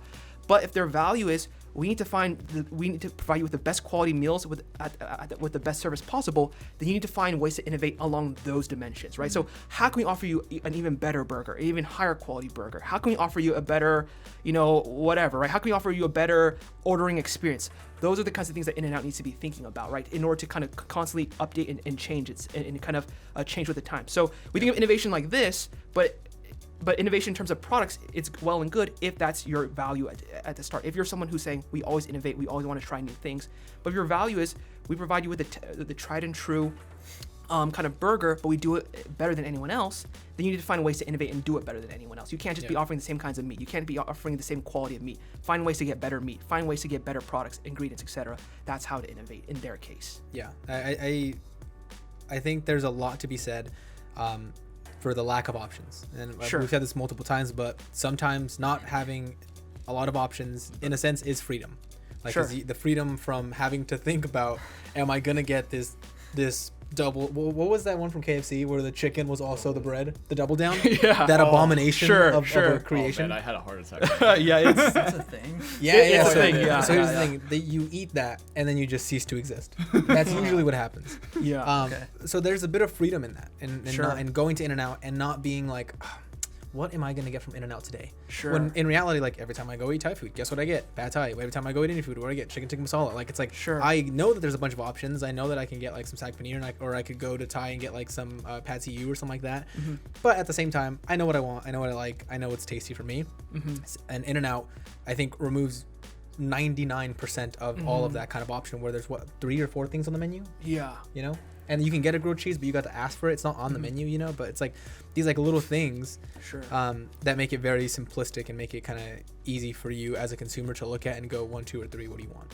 But I think the one thing that In-N-Out their strategy is based off the brand, and like I said, I agree that the simplicity is actually the best thing that In-N-Out can do, and they should focus in on how can they just make the simplicity better and the more convenient, the customer satisfaction there. But I think the one side that In-N-Out's completely messing on is if it's brand-oriented company, they should really go heavier on their merchandising side. They should go heavier on the experiences because they have a lot. So why don't they just do drive-in movies and have an additional ticket sales there? So they have so many other ways to innovate outside of just the core part of the business, the food itself. Exactly, and then emphasizing out their brand. So I think that's the part that they're very complacent on because they're not innovating there. Yeah. They're really focused on what their business is right now. But I think that's where, as a company, they need to look at in the next 10 years because if they're just relying on burgers, that's also, and sales will go down. Like eventually it will go down. Like consumers will change based off that. So if that's your bread and butter of your business, unfortunately, it's not going to sustain either. So yeah, and that's a great point because whoever asked this question, part of the reason why you go In-N-Out is for the burger. Don't get me wrong, right? But it's for the experience. Like I'm transported back to this nostalgia, to like the 1970s kind of like vibe or whatever, right? Whereas like feels like, oh, I'm kind of in this like red and white bricked,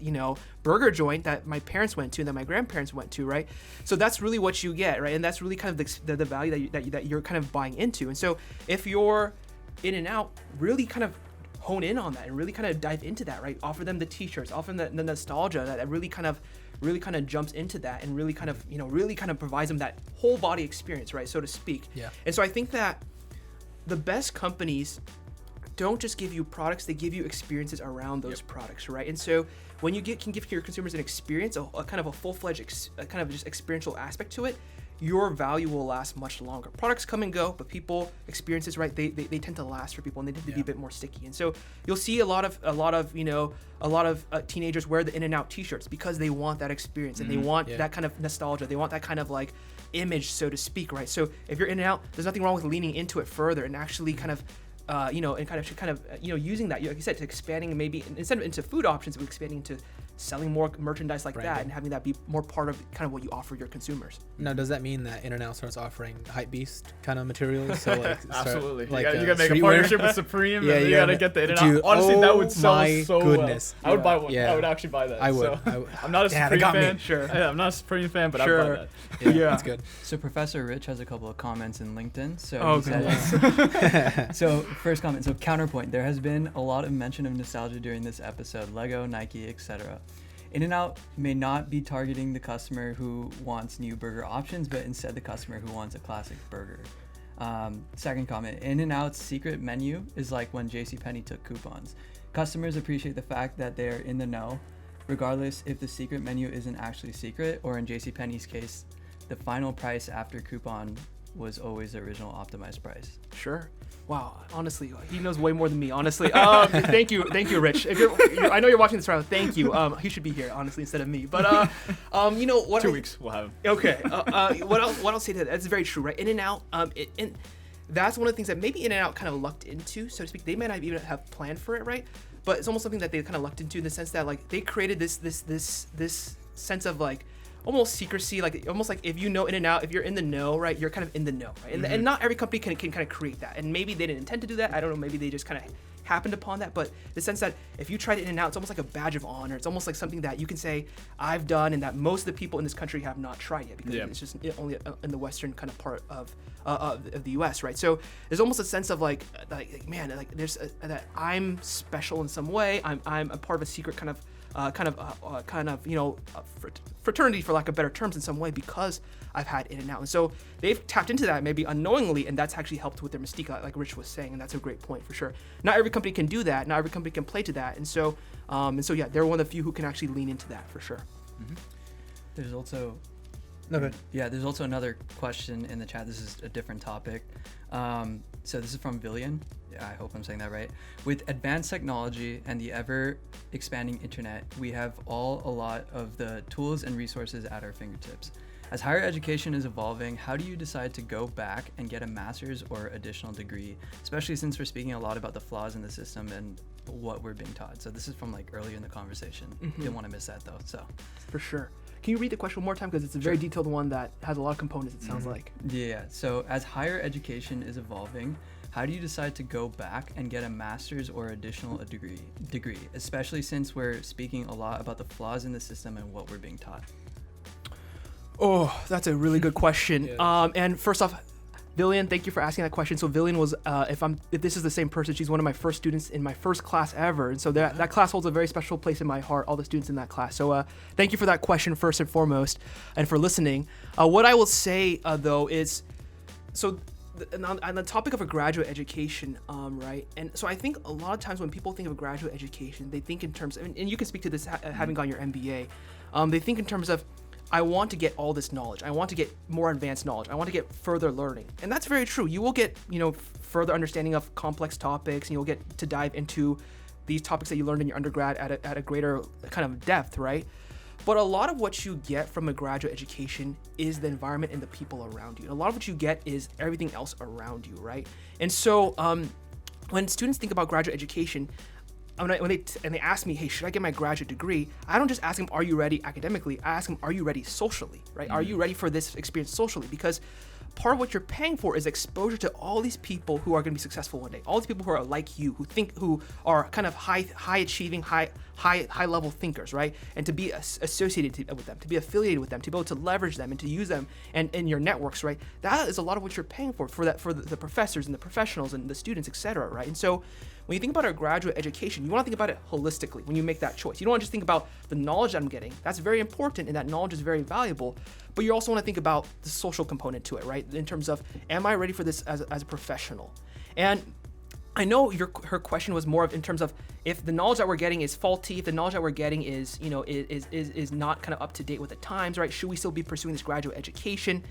And what I would say to that is, first off, at the graduate level, and so I think going back to our kind of earlier discussion when we talk about what is it really important to teach our students, the critical thinking, critical analysis, critical thought, you get that way more at the graduate level than you do at the undergrad level. At the undergrad level, you get fill in the blank, multiple choice, Scantron, that's what you get. At the graduate level, you get how can you take this case study you've been reading and now apply it to a new company, apply it to a new business, apply it to your own life potentially, right? Yeah. You get more of that kind of critical thought and analysis. You're not, hopefully, and I'm saying this to all the faculty listening, hopefully at the graduate level, you're not giving your students multiple choice tests anymore, right?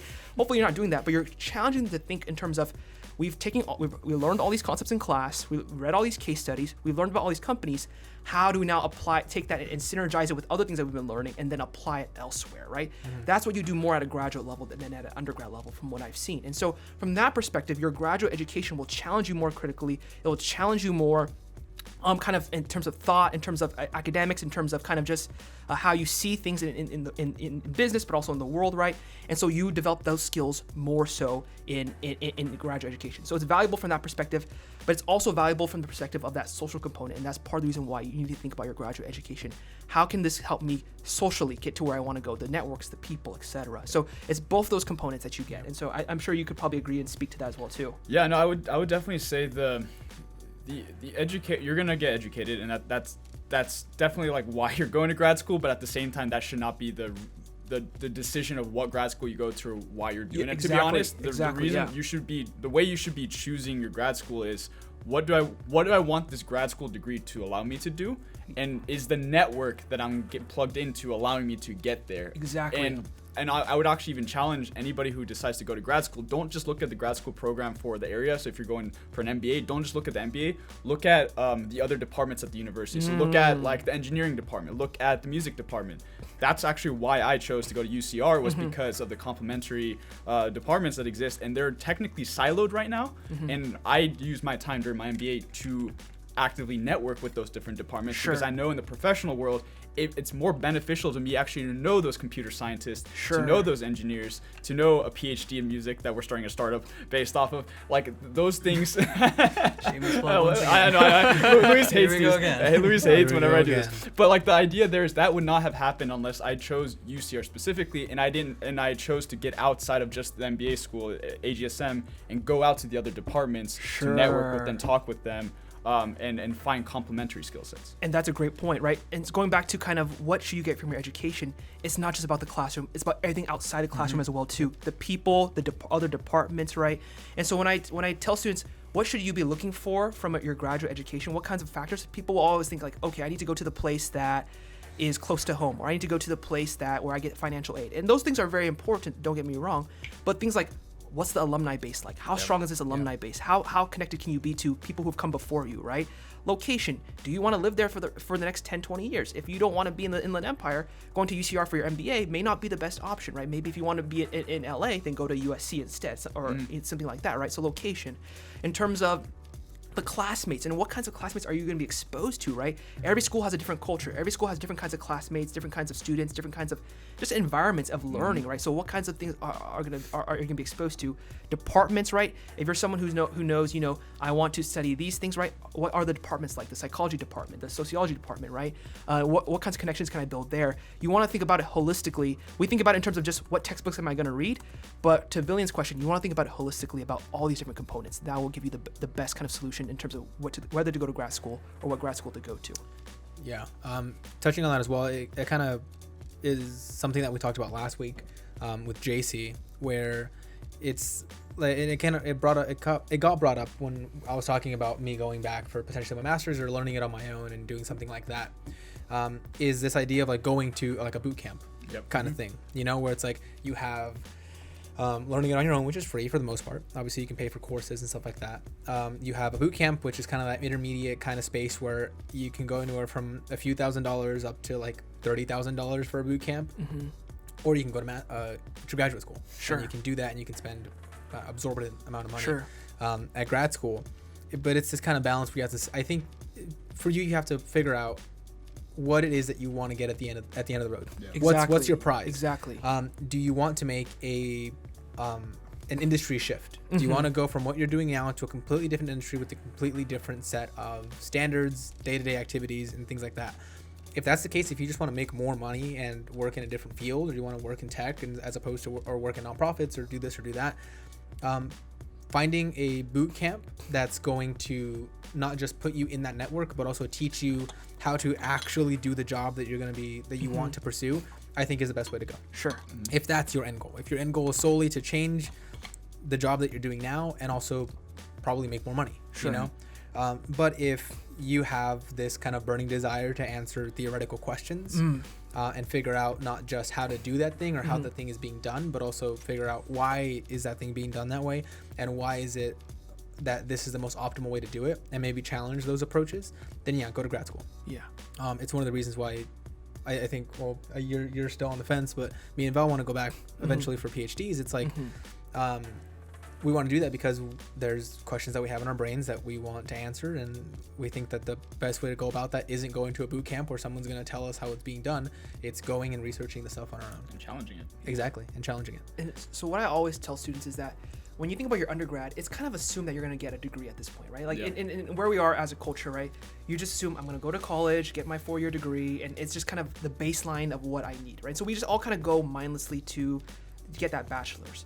But when you get at the graduate level, you better have a good understanding of what this can do for me. Like Luis was saying, you better have a good functional reason for why you're getting this, right? Yeah. If you're just going just to spend 2 years, just to, further your knowledge, is that the best thing you could do with your $100,000? Because that's a lot of money you're spending, right? It's not pocket change to spend that kind of money. It's life-altering amounts of money. So you want to think twice, and you want to think carefully, and you want to be able to say, at the end of these 2 years, here's how it's going to help benefit my life. Here's how it's going to make my life better. Here's how it's going to help me to move up in my company, get a raise, get a promotion, change careers, things like that.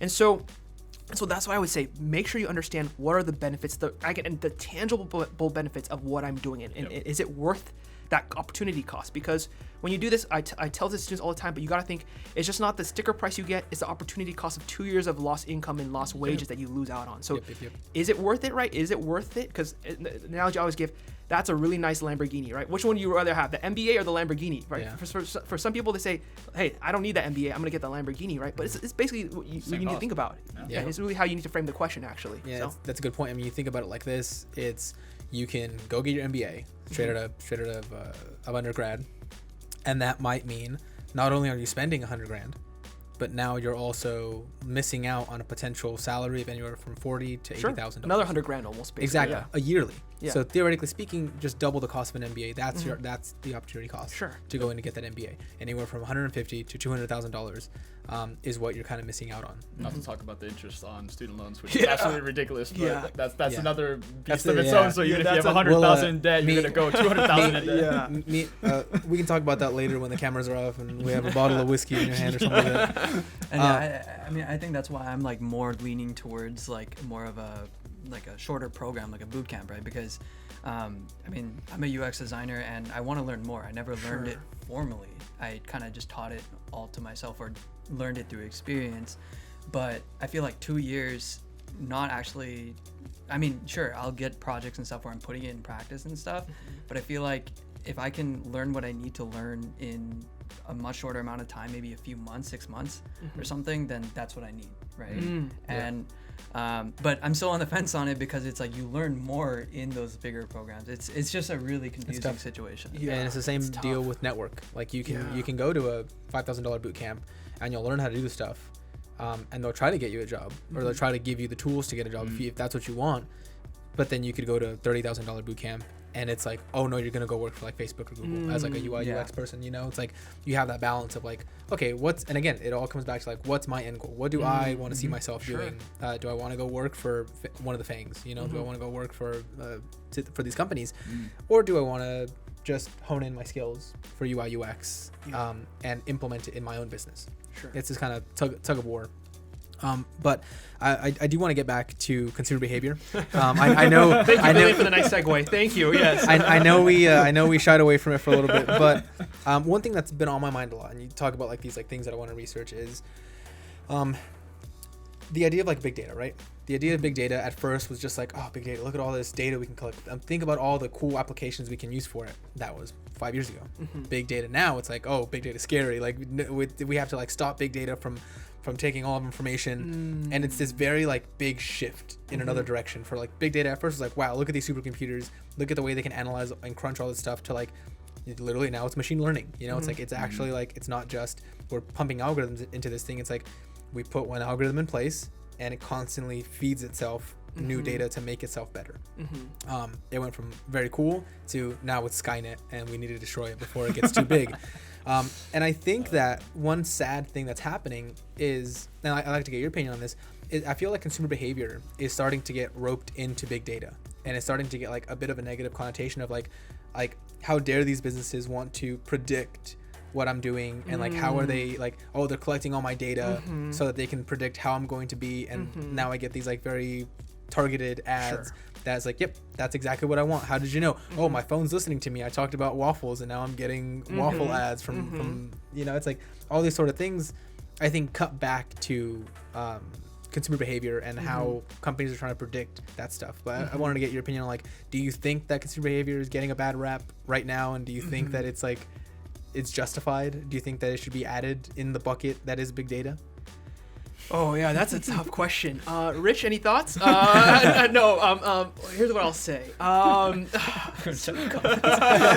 he'll have his comments, I'm sure. Yeah. So, what I'll say is to that is, it's a tough question, and it's a question that I probably don't even have a perfect answer to. But on the top of my head, the thought that comes to mind, right, is like I think consumers they kind of want their cake and they want to eat it too. That kind of expression of like, right, so.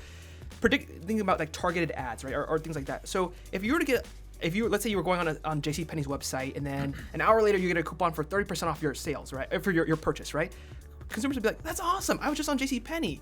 But at the same time, how dare you look at my data, right? Well, what do you want them to do, right? And like it's like, so you don't want them to look at your data, but you also still want this coupon, right? So you can't have it both ways, so to speak, right? So I think consumers, they don't realize, I mean, yes, it can be dangerous. Of course it can be dangerous, but they don't see the benefits in their lives. And a lot of the benefits they're already experiencing already, right? When you look at targeted ads, when you look at, so consumers will often say, you know, the reason why I hate watching advertisements is because it's not related to anything that I want, right? When I watch these commercials, when I watch, see these billboards, I don't want any of these products. It's just junk that I'm watching on TV.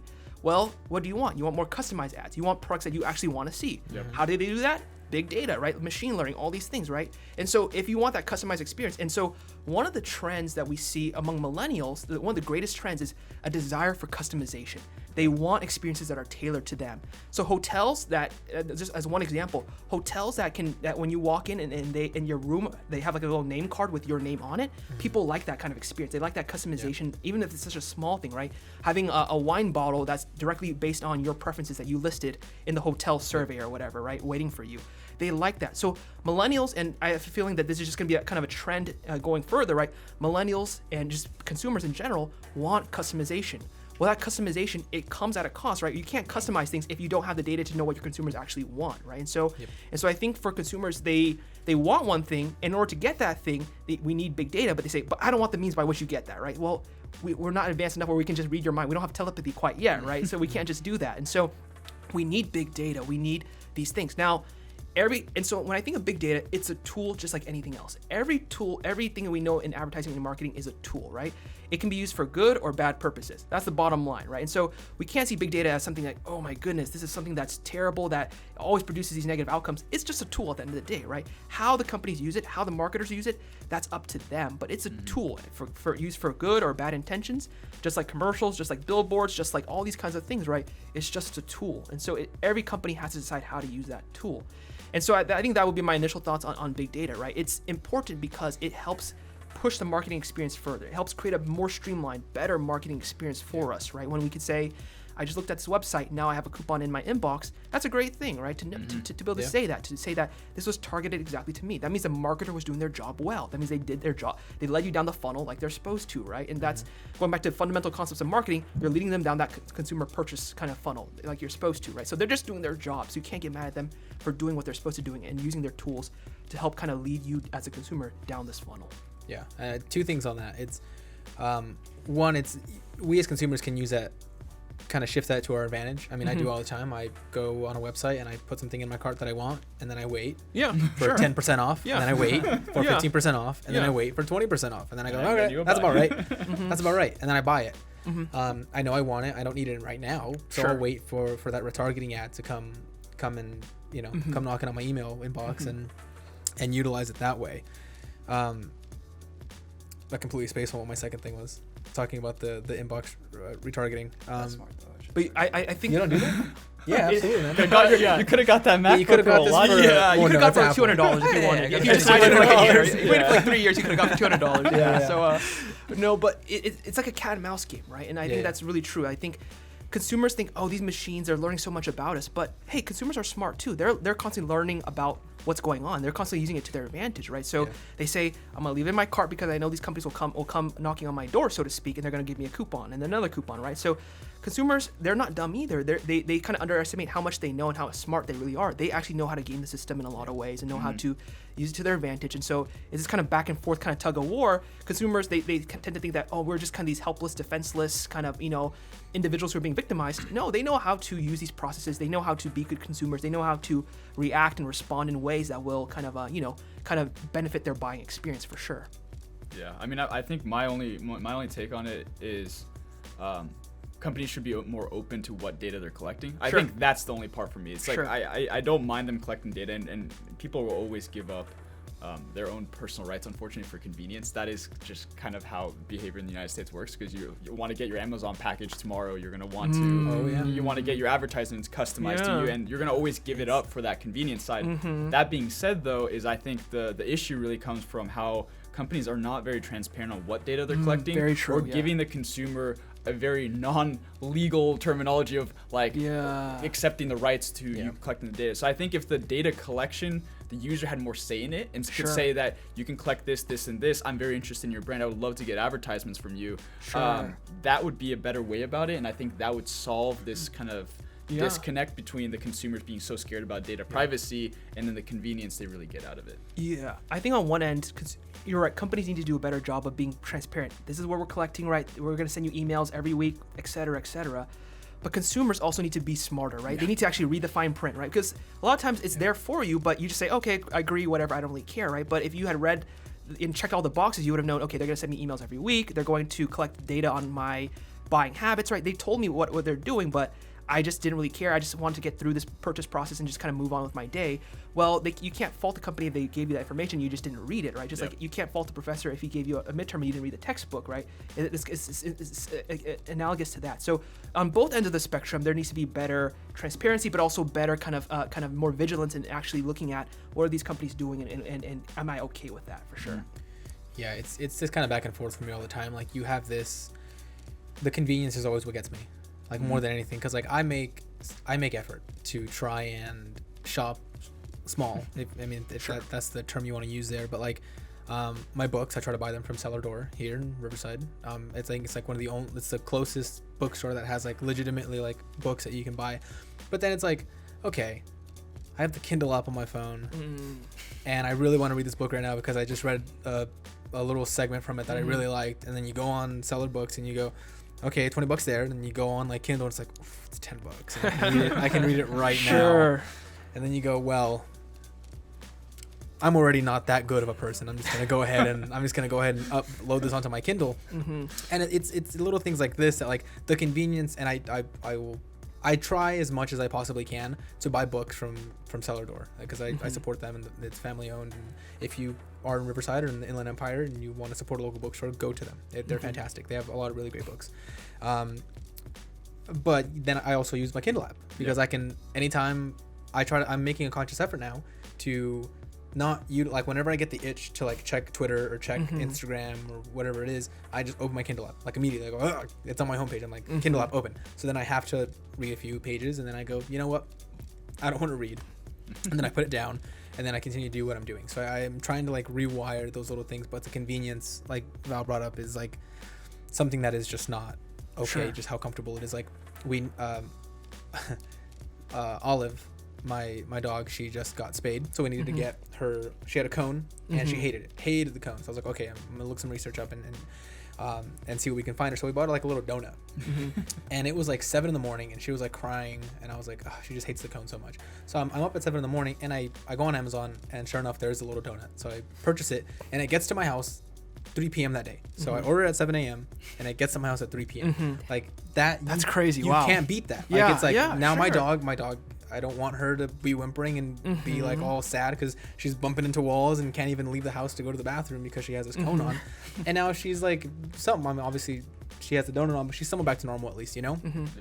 So convenience is absolutely massive when it comes down to these sort of services. And I mean, yeah, that's what it is at the end of the day. I remember what I wanted to touch on when you brought up hospitality and how they're kind of customizing the things here. When I was in Nashville, I stayed at an Ace, and when I walked into the Ace, excuse me, not Nashville, Charlotte. When I was in Charlotte, I walked into the Ace. Doesn't matter, but I want to be honest with myself.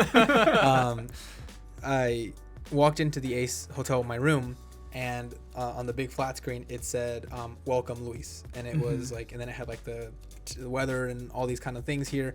I saw that and I was like, oh, that's pretty rad. I was like, that's cool. The fact that it's like when I walk into the room, the TV is on, it has my name on it, it has the stuff that I want to see, like what's the weather going to be like for the week, and then like advertisements for like local stuff in the area, like right next to where the Ace was. So I was like, that's fantastic. That is good. That's what I want. I want to know the weather of tomorrow. I want to know that, yep, that's my name. There it is. And also, where can I go buy a burger? In Charlotte. Is there any Shake Shacks in my vicinity? Yeah, it's this kind of weird balance. And I think this kind of idea takes me into the next thing, which is like advertisements, which is like you have this like to me at least, I see that on spread out like digitally and being able to cycle through like all these things, and I go, oh, that's fantastic. Like theoretically speaking, that's existed in hotels for a long time. Like but it existed in a brochure where you would have like, oh, here's all the channels, and like maybe like a little place card or something like that says your name on it. But, like, here's all the channels, here's a brochure, but they're making you go towards that. And I think that's one of the reasons, and this kind of touches on the subject of advertisement, print versus digital, to me at least, just because digital has allowed there to be no barriers, zero, where it's like I see that screen the minute I walk into a room, and it wasn't like I had to turn the TV on. It was already on. Everything was done for me. I was already in the location that they knew I was going to be at. So you have this thing where it's like this exists now, whereas previously the barrier was me, where I had to go look at the brochure, look at what channels were on. If I wanted to go look at the Weather Channel, look at what local restaurants were there. If I wanted to go look through them and actually flip through the pages, whereas now it's done. It's done for me, and I think that is a good kind of thing that has come through digital advertisements versus print advertisements, where it's like you'll see a billboard, and you'll say that's a service that I might need right now, like that. Oh, that reminded me. I actually do need that service. But then you don't remember that service. Then you go on Google and you look up the service, and then you get boop, boop, boop, boop, boop, a bunch of different results. And then you pick, obviously, most people pick the first one, even though it's an ad, but more power to you. You pick the first thing, and that's what you go with. Maybe the first thing was not the thing that initiated you searching for that stuff. So I think one thing that I think personally, and I think I get some pushback from it, is I think print media is stupid to rely on. Like it's one of the dumbest things you can put budget towards, because you, with print media, you could be the catalyst that initiates someone wanting that service, but more often than not, they're still going to search for it. So you were just the catalyst for their search. And then if some other company, some other competitor has better SEO or just has a really good ad targeted towards that specific demographic, it's gone. You gave them a customer. You're giving your people a customer. So it's like, let someone else be the catalyst, and you just focus on really good SEM, focus on really good SEO, and do that, because that's where it's going. No, everyone, when I walk down the street, I'm like this. I'm looking at my phone, doing stuff there. I'm not looking up at the billboards being like, ooh, new movie's coming out on Netflix. Let me add that to my list. Like, no, I'm not doing it at all. Yeah. I think at the end of the day, going back to one of the core concepts of kind of consumer behavior advertising, right? Every marketer is trying to walk consumers through that journey, right? From all the way from not being aware to taking action. There's a journey. No matter throughout time, throughout history, right? Every time someone has sold something, they're trying to walk consumers through that funnel, through that journey from awareness all the way down to action. Yep. And so the journey is the same. It's just the tools that we use to get people from one step to another is different. That's what really changes, right? And so I think from that perspective, print ads were effective, like Luis was saying, like maybe 20, 30 years ago, but the tools that we have now in order to carry consumers on that journey is different. And so the concepts are the same, but we need to update our tools. We need to update kind of the things that we're doing in order to better kind of help consumers along that pathway for sure. So yeah, no, absolutely. And I feel like the only real massive benefit for print advertisement is that it's an easy reminder if you already have a place of action. Sure. So exactly. Like last week we were talking about for community colleges, for if they want to remind people about classes, for example, like register for classes. Sure. It's way easier to get that with like just a nice billboard or like a poster versus trying to run an ad on that, because you're already at the university, you're already in the mindset that you're going to want to register for class, and so just a quick reminder. But I just don't think the issue with print advertisement, you can't create journeys. Yeah. And I think that's really where the massive disconnect comes from. Yeah, well, and that's a great point you bring up, because when you think about the consumer journey, right, from awareness all the way to action, it's a multi-step journey. And so there will be different tools you use at every part of the journey, right? So it's hard for us to say get rid of all print ads because they're not effective anymore, right? But they do have some purpose, and maybe not as much as they did 40 years ago, but they do have some purpose, right? Like you said, at the point of contact when you're about to sign up for that class, it's helpful to have that print ad, right? But earlier in the journey, maybe it's more helpful to have, when you're searching online, right, to have that kind of targeted ad come at you and kind of get you started down the funnel, right? So I think the problem with a lot of marketers is that they kind of have a narrow focus, right? They're always just focused on how can I bring awareness, right? How can I get people to know what I'm doing, right? And they say, okay, as a result of that, print ads, they're not very effective anymore. And that's true to an extent. They're not effective at creating awareness, but they are effective at helping you kind of take that final step towards action, right? So looking at the funnel holistically would be more helpful as you think about how can we create tools at every part of this funnel, right? From awareness to interest to desire to action. How do we create tools use tools at every part of this funnel to get them to where they need to go? And from that perspective, print ads, commercials, billboards, digital ads, social media, they all have a place to play just at different parts of that funnel, basically. Yeah, no, absolutely. And I think that's anybody who wants to get into marketing if you don't know about the 517 P's of whatever we had talked about earlier, Yes. the one thing you have to do really focus in on is that customer journey. Yes, and then exactly. understanding how you can get from awareness to purchase all the way to advocacy. I think Yes. that's the biggest Yeah. part for marketers Yeah. is That you don't want last- to just get people to purchase. You want them to retain and become advocates of your Yeah, brand. sure. Because now you have walking billboards. You have walking advertisers for your Sure, business yeah. versus being so reliant and stuck Sure. on you doing and pushing it into the market. Sure, that's very true. So the next question, as Luis now comes right back in, is where do you think that the future of advertising is really going? So as we're continuing in this time frame, and advertising obviously has distinctly changed now with digital, and it's added so we can get ads right in front of people and customize them. Sure. Where do you think the future of advertisement is really going? Oh man, that's a really good question, and we'll see. The next 20 years will be very interesting for advertising. As Luis was mentioning, as we start to phase out more of these print ads, right? As people they're not reading Time magazine in print anymore. They're not reading LA Times in print anymore, right? So we're phasing a lot of these things out, a lot of these traditional forms of advertising that you would see out. One thing I've been hearing a lot is, and so I think advertising its goal is constantly how can we get closer and closer to the consumer, right? So at first it was they're driving to work, there's a billboard. That's how we can get pretty close to them. Oh, and then as time goes on, they have radios now, so we can get even closer to them now. And then as time goes on, they have laptops, so we can get even closer to them. And so the question is, how can we always get closer and closer and closer to our consumer? That's really the question that advertising is always trying to answer, right? And so from that perspective, what I've been hearing, and so one thing that's been kind of cool is using maybe virtual reality, right? And things like that. So that's a big thing that advertisers are now thinking about. I guarantee you there are at least a few people in every major company who are thinking about how can we use this in our advertisements, right? Because it's becoming a trend.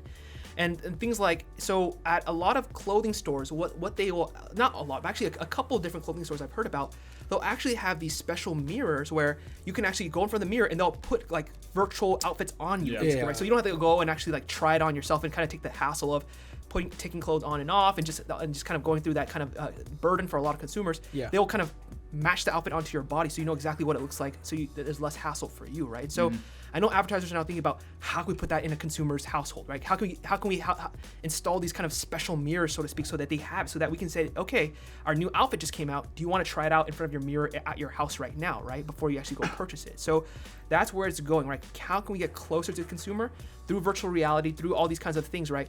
They're going to find ways to get closer to you. That's kind of, I think, the new frontier of how they're going to find kind of inroads into your wallets and your purses, so to speak, right? Is through that, and is kind of using that. And so digital online media, obviously, social media will be prevalent. It will be important, right? But these kind of virtual experiences, almost like the next frontier, that's important, right? And then just, of course, the greater customizability. The more advertising will become even more and more specialized as we have greater technology. So we always think about how can we kind of segment our consumers? How can we create target markets demographically, like geographically, like Luis was saying, right? And so that never changes, but how we do it will change, and it'll get even more fine-tuned, even more fine-grained. Now we're not just saying, okay, geographically we know what country you live in. We're saying we know what area you live in. We know what kind of zip code you live in, right? We know what your neighbors are like, right? We know what kind of just your street is like, kind of demographically and culturally, etc., right? So as they get more and more of that kind of data, that's going to allow them to customize things more and more to consumers, right? When I open the mail and I look at all the advertisements, most of the time it's for, maybe the pizza place across my house, or the, whatever, things like that. Is it become even more specified based on my characteristics, my demographics, my location, etc. You're going to see that become even more and more targeted for sure. Yeah, and I think thinking about targeted ads segues us really neatly into something else, which is something that I think about a lot, and I think it's being thought about a lot, especially with big tech firms having to address Congress and the Senate and certain committees there. But do you think that there's adequate regulation within digital advertisement? Specifically, like one thing I want to take as an example is you think of all of the rules that are in place for advertising towards children on television. That it does not exist digitally. Like those regulations, those laws that exist that prohibit Joe Camel from advertising to your kid in a cartoonish way doesn't exist, which is why I think Jewel got so much flack for it, because Jewel was, whether they want to admit it or not, they had people who looked very, very young, like teenagers, basically. Exactly. Yeah. Seriously, like the youngest looking 18-year-olds they could find for advertisements, and that's what they were pushing. They were pushing this agenda of like, oh, cool young kids smoke Jewel. So I'm curious, like, do you think there's enough adequate regulation, I think it's a two-parter. Do you think there's adequate regulation just overall as a whole? And then do you think that there's something to be done in specific cases, sort of like advertising towards kids, or even advertising towards a specific group of people? Given where we're going, that's a really good question, because when I was growing up, and when a lot of us were growing up, right, we didn't have tablets that we could look at and kind of consume material from, right? So we didn't have those targeted ads that were like literally like in our faces, right? We didn't have our own laptops, we didn't have our own cell phones, right? So we weren't as exposed to advertising as the kids of today will be, and our kids will be, right? They're gonna get advertisements basically from the day they're born, basically, our kids, basically, right? So I think that when you think about kind of the regulations, it's kind of like the Wild West right now. As we are, finding all these new forms to advertise to people, kind of the regulations are kind of flowing from that. And we're saying, oh, okay, now it's always a reactive kind of thing, right? Where we're saying, okay, over the past 5 years, these digital ads have been having negative effects on kids. Now let's put a regulation out there, right? So it's always this reactive kind of thing. And so we probably don't have enough regulations as it is, right? Honestly speaking, we probably don't, right? I've seen some ads where I'm like, that definitely should not be on TV right now, right? Or I've seen some targeted ads where I'm like, I don't know why you would show that if I had a kid and if they were to walk up to my laptop, I probably wouldn't want them to see something this graphic or something like that, right? And so it brings up a lot of interesting questions, right? I think a lot of the fights that we've been seeing kind of in Congress at different levels is how can we put more regulations in place? But on the flip side, then advertisers say, well, you're handcuffing us, right? Then you're kind of forcing us to kind of fight, so to speak, with one hand behind our back, right? Because if we can't target exactly like we want to, if we can't kind of tailor our ads specifically like we want to, right? Well, then we're gonna cease to exist in 10, 20 years if we can't use these technologies to the best of our advantage. And so I think going back to virtual reality, that's going to be an interesting kind of avenue for regulations, right? As kids are now putting on these virtual headsets earlier and earlier, how do you regulate that, right? How do you determine, right, what do they see and what they don't see, right? Even online, right? You have all these parental blockers, which are great, but even then, right, there's still so much that kids can get into, so much that they can see that you say, I don't know if you should be seeing this at 10 years old or whatever, right? And so it's hard. I don't know what the right answer is. Should there be more regulations? I think there should be. And I think especially in over the next 20 years, especially for kids, because they're going to start to see it more and more. They're going to start to see so many things more and more that that we didn't see when we were growing up, when we were 5-10 years old, right? So I think especially for kids, even for teenagers, right? And you think about, when we think about kind of consumer behavior, the people's kind of cognitive kind of growth, right? It's really, I'm not a cognitive kind of a developmental psychologist in any way, but when you look at kind of the trajectory, really it's in your 20s where you start to kind of form truly who you are. You start to stabilize, things like that, right? So before that, high school, middle school, you're still trying to figure out who you are. Super susceptible. Yeah, and advertisers will tell you who you are. They will tell you that very persuasively if you do not know, right? So even for not just kids, but for teenagers, right? It's important for us to think like Jewel is telling kids, this is who you should be, right? This is cool. Yeah, this is cool, right? And so they were very cool. And they were very good at it. That's the thing. They were so persuasive that the government forced them to stop, basically, right? Yeah. So I think you think about kids, about teenagers, we have to protect them. We have to think carefully, right? And we think kind of how to help them, how to kind of. It sounds heavy-handed to protect them from this, right? But at the same time, how to kind of shield them in some way from these things. Yeah. Yeah, and I think that heavy-handed or not, I think it's something that needs to kind of be addressed. Sure. Which is like, we'll talk about it a bit, but having tech and having advertisement firms and all these kind of things, yeah, like I'm on both sides. Like I understand that they should be allowed to use anything to get you those ads, because at the end of the day, you might get a bad ad, but it's going to get better and better and better and better and better. Sure. And it's going to get to the point where you're like, yeah, that's exactly what I need right now, like before you even thought about it really, but at the same time, we cannot allow, like as we continue to move further and further in society and technology keeps growing and growing, it goes back to my first point where it's like looking at this in an antiquated way. Sure. Looking at technology through the lens of the printing press, looking at technology in that way is going to make it go so slowly that now I can speak only for the United States because I'm here, but we are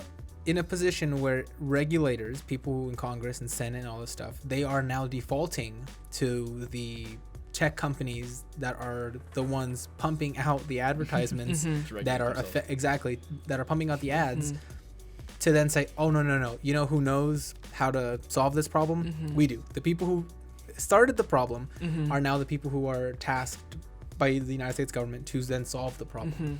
And it's, if you think for a second that the person who is at has the most to gain financially speaking from the problem that they created, is that if you think that they are then going to say, you know what, you're right, let me not target shit, let me not target kids, let me not target this specific group of people, let me lower my bottom line. If you think that they're going to self-regulate, I think it's a bit naive. You know what's interesting? So on the topic of Juul, when they were caught and the government said, hey, you got to stop using, you know, these young looking models, basically, what Juul said is, hey, we're sorry, we didn't know that, right? They say, yeah, we're sorry, we didn't know that, right? But they also said, we'll try to fix it. We'll try to go to high schools and put anti-smoking campaigns in place, right? And we'll sponsor them. And as a parent, right, if you're a parent or if you're just any kind of reasonable person, you'd be saying, why would we let Juul do that for, right? Why would we allow the fox kind of into the hen house, so to speak, right? Yeah. And so you're right. We're kind of leaving it to companies to regulate themselves and to kind of and do these things. But I think also another point that we need to keep in mind is that advertising influences culture, but culture also influences advertising. It's a two-way street, right? So we often think, man, advertising is teaching our kids that violence is okay, that sex sells, that all these things, right? But at the same time, if consumers want it, advertisers are going to provide it, right? So it's a two-way street. So advertisers need to look at themselves, but consumers need to also look at themselves and think, what do we really want? What are we telling advertisers that we desire and that we want to buy, right? And so because a lot of advertising is just reacting to what you want. Targeted ads is literally reacting to what you want, right? And so if you're putting these things in your cart, they're going to give you a targeted ad, and so it's not their fault for doing that, right? And so it's a two-way street that we kind of think, once again, the consumers are at the mercies of these advertisers. In reality, consumers have some culpability when you think about it, because they are also telling advertisers, show us this, give us this, right? And advertisers are saying, sure, yeah, if that's what you want, we'll give it to you. And so it goes both ways for sure. Yeah, I think that's the tough part. Like, where at least I stand, I don't know about you two, Val and Nikhil, but it's like, I'm on both ends of the tightrope. Like I can fall kind of both ways. Sure. Where it's like, I understand why allow all this data to flow through and why allow open season for advertisements, because that is how kind of the machines learn and how you get better and better algorithms and how you get eventually to a point where everything just is like free flowing. Like it's all one big kind of consciousness, if you want to look at it that way. But at the same time, I think we think like this because we're on that fringe of we remember what it was like before technology, and we remember what it's like having technology. I didn't have a computer in my house until I was in middle school. So it's like I remember getting it and being like, wow, the internet, like this is pretty cool, and then going on MySpace, and then learning how to code in what was it, CSS was it, or Java for MySpace? I think it was CSS. It was just like it was like basic code. Learning how to make my homepage look really cool. So I'm on both ends where like I understand maybe let's regulate, but at the same time, does then regulating the thing that I am a part of put one hand behind my back? Does that affect me, and does that affect the business in a way that's going to make it so that we as a business can't go to another company and say, hey, look, we can 2x, 3x, 4x, 5x your business. Sure. And then if we have those handcuffs, do we then have to say, actually, it's going to take twice as long to hit that roadmap? It's going to take X amount of time as opposed to this. More money. Sure. Exactly. These are things that we think about because at the end of the day, we're in this world. Like we have nothing but things to gain from there not being any regulations in the industry as a business. Individually speaking, I think that's where you get to this like kind of cross think of like, where do I want to go? What to me is more important? This kind of mentality of humans and preserving that sort of mental state, or making it so I get an ad for those new Fenty boxers. It's like where do I want to go? Remind me never to check your search history for sure. But yeah, and I think the bottom line summary from all this, we don't know. Like that's the bottom line. We just don't know, right? You can see both sides of the spectrum. You see both points, right? And every side has a valid point. and so it's hard to balance them against each other. It's a gray area. It's very gray for a reason, and that's the reason why no one really has an answer to it yet. So yeah, and my final question kind of encompasses just the ethics of advertising in general. I don't know if you saw the documentary Social Dilemma on Netflix. I have not seen it yet. No. Definitely watch it. It will. What we just talked about scared the crap out of you based off those things, but what it really showed was even the people that develop these platforms, they're really scared of the stuff that they develop because they didn't anticipate it to be used in these ways. And what it talks about, the one very staggering fact that, like, especially right now with all these political like movements and how much people are really pushing against each other and everything that's going on, people are 6 times more likely to share false information than information that's factual because of cognitive dissonance.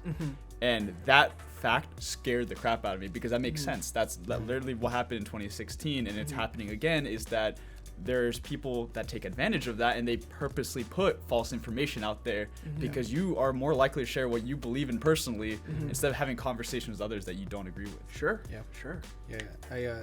What scared me the most in that documentary, I rewatched it again yesterday just to really scare myself again before bed. It surprised me the first time too, but this, especially now with everything the way it's going, everything's heading kind of politically, it struck a different kind of nerve for me when I showed off the graph of political standings of Republicans and Democrats and how it starts in like the 1990s, and the median beliefs for Democrats and Republicans were fairly close, and as you go into 2020, it's like the left and the right just both go so far away from each other that that I think is a very powerful visual representation alone. That shows just how kind of divided the country is in that sense.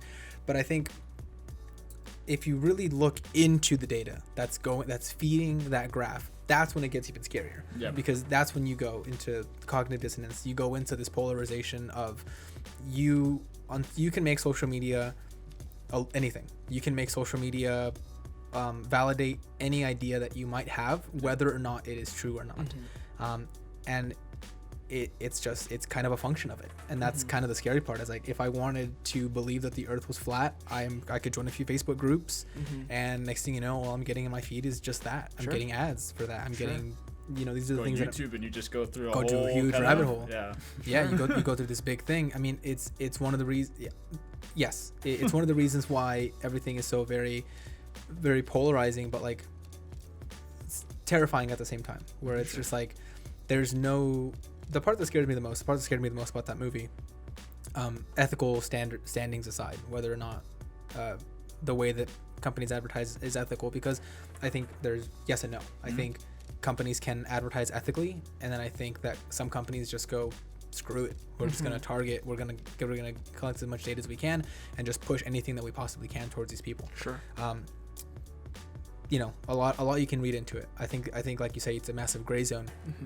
But that to me is the scariest part, is the polarization, the divisiveness that is the social media, and this very much like lack of conversation being had, where you only have like the left, you have like Antifa versus like the alt-right and like all these kind of things, where it's just like oh crap, hold on now, what side am I on? Like, am I on this side, am I on that side? What should I pick? Let me look at the list of things, and you go look at some stuff here, and they say, oh, these people are because of these reasons, and you go look over there and you go, these people are because of these reasons, and then you go, okay, I'm just gonna stand here in the middle until something very much affects me personally, and that's when you make that decision, and that's when like social media really gravitates and grabs you.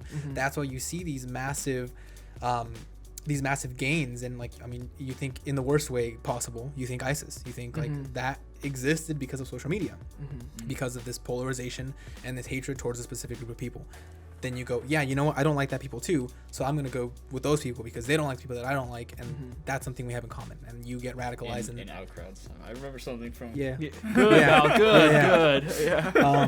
So you join these crowds because it's something that you agree with, as opposed to because something you agree with. But then in a very much the opposite side of it is like, I think about like some of the riots that have been happening recently, and I remember there was one in San Bernardino, very close to where my parents are and everything like that, and the riots happened. That's the thing that happened. But then the community, through social media, comes together to clean up the area. and obviously there's a million other examples of positivities that have come from this kind of polarization and this kind of groupthink. But that is, look at the positives, like really hold on to them and say, this is fantastic, this is great. But then don't look at the negatives and say, you can't have the good without the bad. You can't have a sunny day without the rainy day. Like, no, like look at the bad and go, that's something that we have to fix. Like that, like, and I look at one thing that I heard, I forget who said it. It's this idea of like shaping the way that you think and shaping how you act based on your beliefs. It's a lot of people, and I include myself in this sometimes, is you have this ideal that something is going to change if you just wait long enough. If I just stand right here where I am and I keep believing what I believe, eventually speaking, it will come and I'm going to find that perfect match of someone that either believes in what I'm doing or the group that believes in what I'm doing, and you kind of do that there. Whereas one way you should look at it, and something that really challenged me when I first heard this, is you should look at these kind of belief systems. You should look at whether it's regulating, whether it's advertising, whether it's the future of education, whether it's all these kind of things. Instead of waiting for that perfect thing to exist, look at it instead of like public transportation. If you're stuck far away from home, are you going to stand there at the bus stop and say to yourself, I'm going to stand right here and hopefully my house gets closer to me?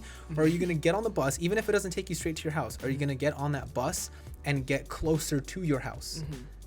You're going to choose option 2. You're not going to stand there and do nothing. You're going to go and you're going to do the things that are going to impact you in a way that's going to get you closer to your end goal, to the vision that you then see, whether that's me turning off all my notifications from all my social media on my phone, whether that's me thinking of whether or not I want to go into black and white mode on my phone again, because I did that for like a month and it was awful, but it makes you not want to go on your phone anymore. Like if your phone's in black and white, it makes you go, this is boring, the pretty colors aren't there anymore.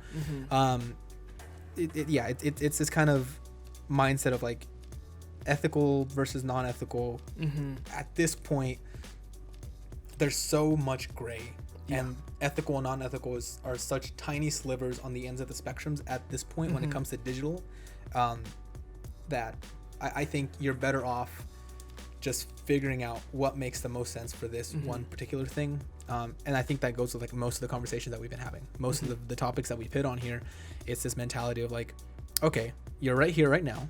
How can you get a little bit closer? Whether that's going to a boot camp, going to grad school, whether it's choosing to take a gap year, for example, for education, because you feel like right now COVID-19 is very scary and you don't want to be a part of that right now. You have all of these kind of things always cycling through your brain, and I think it's important to acknowledge the polarization that's happening and see just how you can fix it, how you can kind of scooch a little bit. But that's just like what comes to my brain after watching that stupid documentary again, because it's the most terrible. Have you seen it yet? Have you seen Social Dilemma? Don't watch it, dude. It's one of those things that just gets you like angry, but also gets you like. But it sounds like it's important for everyone to watch. It's very important.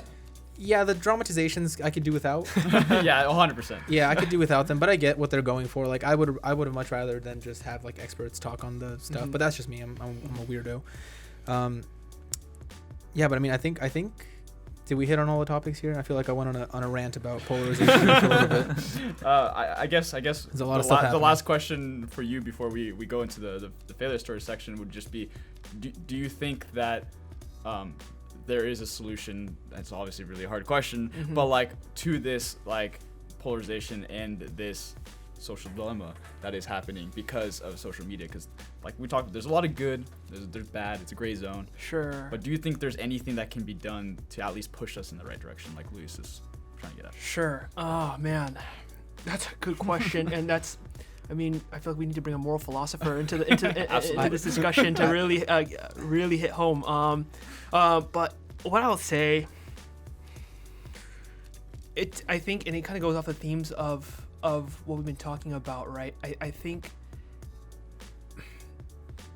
and this is not gonna be a perfect answer, but what I can think of at the moment is every kind of party has to do their part to some extent, right? Whether it's political party, but not just political party, but advertisers, consumers, right? We all have to do our part, right? And so I think everyone has to do their part in terms of kind of understanding what am I being shown, what am I doing, how am I using these tools, how are these tools being used against me, right? Everyone has to do their part. So I think we all kind of want to say, man, regulate the advertisers, right? But it's not the advertiser's fault that you're on your phone for 5 hours a day, right? That's on you, right? That's on you. And you can say, well, maybe you should put a lock on my phone, and so I can't be on that. Well, then you're gonna say, well, you're not giving me freedom of choice, basically, right? Yep. So there's a lot that can be said, basically. So advertisers, they have a lot of culpability in this, right? Part of the reason why we're here is because advertisers have taken advantage of their consumers, without a doubt. Yep. But also consumers have to do a better job of kind of keeping themselves in check. And I think more generally, right, when we think about the things we've been talking about, I think something I've been seeing more and more with everything that's going on over the past 6 months is that there's a sense that, and this is just a very general point, right, that everyone wants to be understood, but no one actually wants to understand. And Yep. it's a very accurate, it's very sad, but everyone says, I want you to hear what I have to say. I want you to hear my story. I want you to hear my point of view, right? And it's all well and good. There's nothing wrong with it. But whenever someone else tries to talk, they say, well, I don't want to listen to that. It's not important, right? If everyone could just actually seek to understand instead of being understood, the world will progress actually much further along than it is right now. And so having that sense of like, just from a very basic level, I'm going to seek to understand what's going on in politics or how this person is experiencing the world or whatever, right? Seeking just to understand that, even if you don't fully agree with it, even if it's not fully what you believe in, right? Simply understanding it will go a long way towards helping us get to where we need to be in terms of just advertising for sure, but also just in life in general, I'd say, for sure. So, Without a doubt.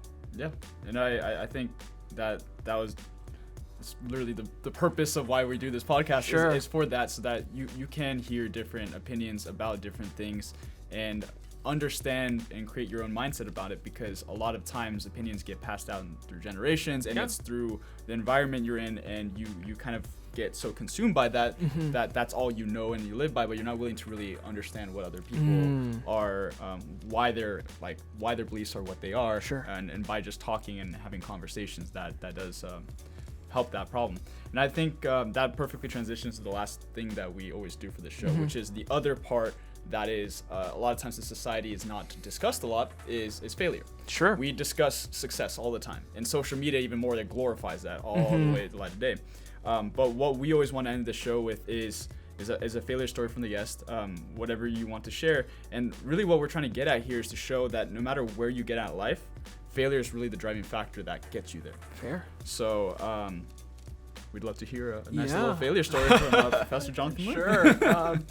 Yeah, I mean, there's a lot that I could pull from, and you're totally right. I think we don't talk about failure enough, right? Our life, at least from social media, is just a bunch of points of success for us, right? Got into grad school, got a job, did well at my job, whatever, blah, blah, blah, right? And things like that. And so failure is so important to talk about. And when I think about my own life, right, and really kind of my own failure in particular to kind of teaching in terms of what I do now, right, that really hits home in that regard. So when I was a grad student back at UCLA, I actually taught a class for the first time, basically, right? I taught an undergrad class, Intro to Business, not at UCLA, but another institution, basically. And so I taught a class for the first time, and so I was kind of brought in like 2 weeks before the class started, right? Because they needed another instructor. So it was a lot of work, and it was a lot of just like putting things together, right? And it was a great experience. I love the students. I had a great time with it, right? But I think the first thing I underestimated was just how much time went into actually creating classes, right? So for all of these students listening in the audience, your professors put a lot of work into the classes. Even if it doesn't seem like it's a great class, a lot of work and thought has to go into slides. What do the slides look like? What kind of information do they have? Is it entertaining, right? From the deliverables, what kinds of deliverables? How much points should they be worth? What should the midterm look like? What should the exam look like? Classroom management, right? How can I make sure I manage the class so that it has a good environment, right? And so not every professor will think about all these questions, but they'll think about at least some of these questions, and it's a lot. And I didn't think about that. I was just like, how hard can it be to put some slides together and just walk in and talk about the slides, right? And so I think that was my first indication that, oh shoot, I might be in over my head a little bit more than I thought, right?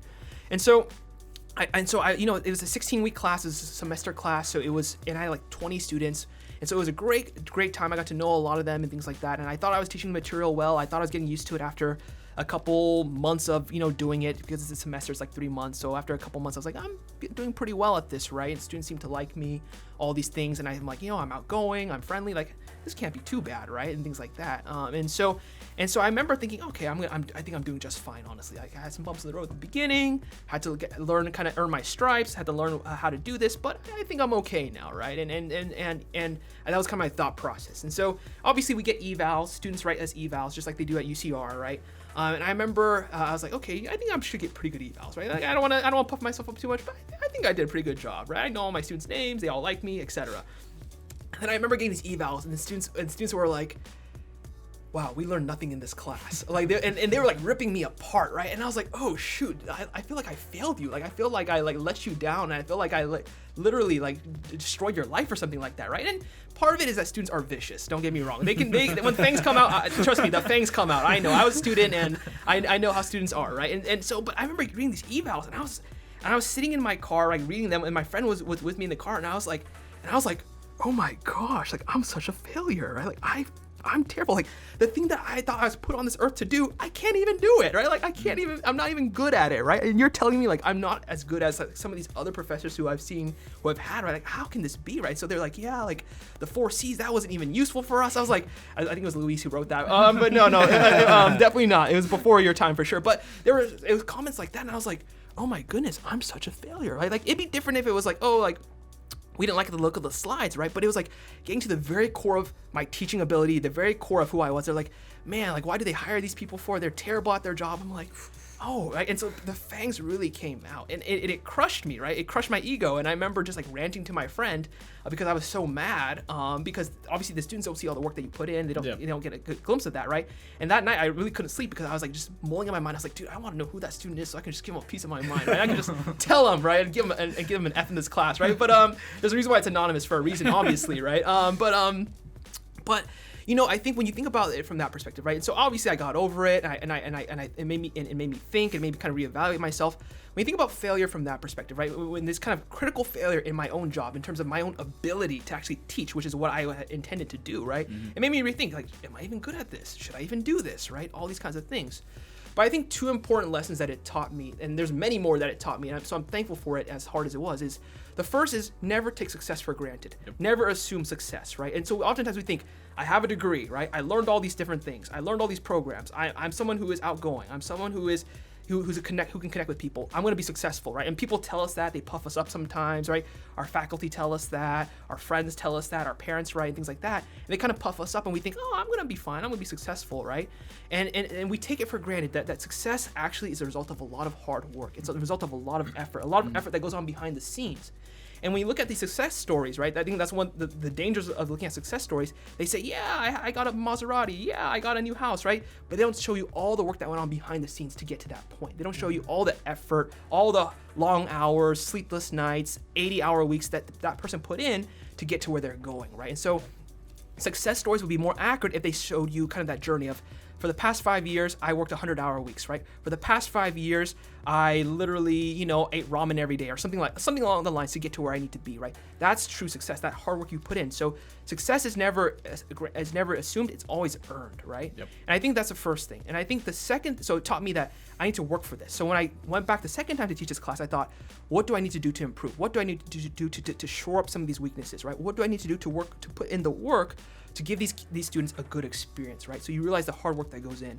And then I think the second thing on that, sometimes we can think that, if I don't have the right skills, if I don't have the right talents, right, I can't do this, right? And so I thought, man, because these kids are saying I'm not a good teacher, maybe I shouldn't do this. Maybe I don't have the ability, maybe I don't have the talent.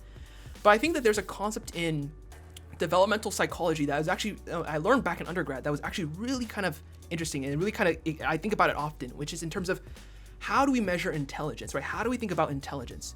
There are some people who think that, who have kind of an entity theory of intelligence, in the sense that they say that intelligence is finite. You are either smart or you're not, right? And so either you have a high IQ or you don't have a high IQ. So, and then there are people who are incremental theorists who say you can build your intelligence, right? If your IQ is 100, you can get to 180, right? If your IQ is 150, you can go higher, right? Things like that. And so that you can incrementally build your intelligence with hard work, with effort, etc., right? And so obviously that predicts a lot of things. If you believe you have an entity, if you believe that intelligence is finite, you say, I failed at this, I shouldn't try anymore, right? Because I didn't do well, I shouldn't be a CS major, I shouldn't be a business major, right?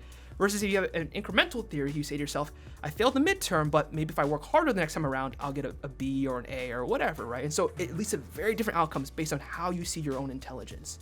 And so I think it's the same for when it comes to kind of effort and work, right? A lot of people fall into the trap of saying, because I don't have these talents, because I'm not outgoing, because I'm not sociable, because I'm not a good public speaker, because I'm not this, that, or the other, I can't succeed in what I want to do in life. And they forget that success, a lot of it was determined by, like I mentioned, is hard work, right? Is actually putting in the time to develop those skills. And a lot of what I tell my students, for those listening, right, they see people like us and they think, wow, you're great at networking, you're great at communicating. We didn't always start out like that. It's a skill that we developed and that we built over time by talking to people, listening to people, making mistakes, saying the wrong things at times, right? Saying things that we wish we could take back. But through those trials and errors, right? Through that kind of work that we put in, we learn how to network, we learn how to interact, we learn how to be good professionals, right? It's a skill you develop. Part of it is talent, right? Some people are naturally better at it than others, but a lot of it is building up this kind of skill, right? Over time, over practice, over repetitions. Just like an athlete builds up skills or builds up kind of their ability to go onto the football field and to produce, right? Through repetition, through lifting weights, through all these kind of practices, right? Things like that. And so I think I learned that I thought that oh my goodness, because these students, they hate my teaching ability, maybe I'm not meant to be a teacher. What it made me realize is that I just need to put more work in. I need to find ways to innovate. I need to find ways to try harder and to be better. And if I can do that, I can make up for whatever deficiencies that I have, right? And so having that kind of incremental theory of ability is very helpful. And so so a couple lessons I learned, a lot of, and I think last thing, bonus, when success does happen, enjoy it and be appreciative of it. Realize that it's not because it's not guaranteed. When you do come up with that lucky break, that great product, right? That great innovation, be thankful and be appreciative of it, realizing that it was never guaranteed, it was never assumed, it was a result of hard work, a bit of good opportunities and good fortune and things like that, right? But it doesn't happen for everyone. So when it happens for you, be thankful and appreciative and realize it for what it is. So that's what I would say. Yeah, absolutely. I think that's an amazing story, especially for a lot of students to hear like a professor, right? Sure. Having that story behind it, because I think students do take professors for granted, and they don't understand the hard work and how professors are evolving. They're trying to make their courses better. Sure. They're trying to improve on their craft. Everybody is. Yeah. And I hope everybody is, because Sure. that's how you progress in life, is by consistently improving.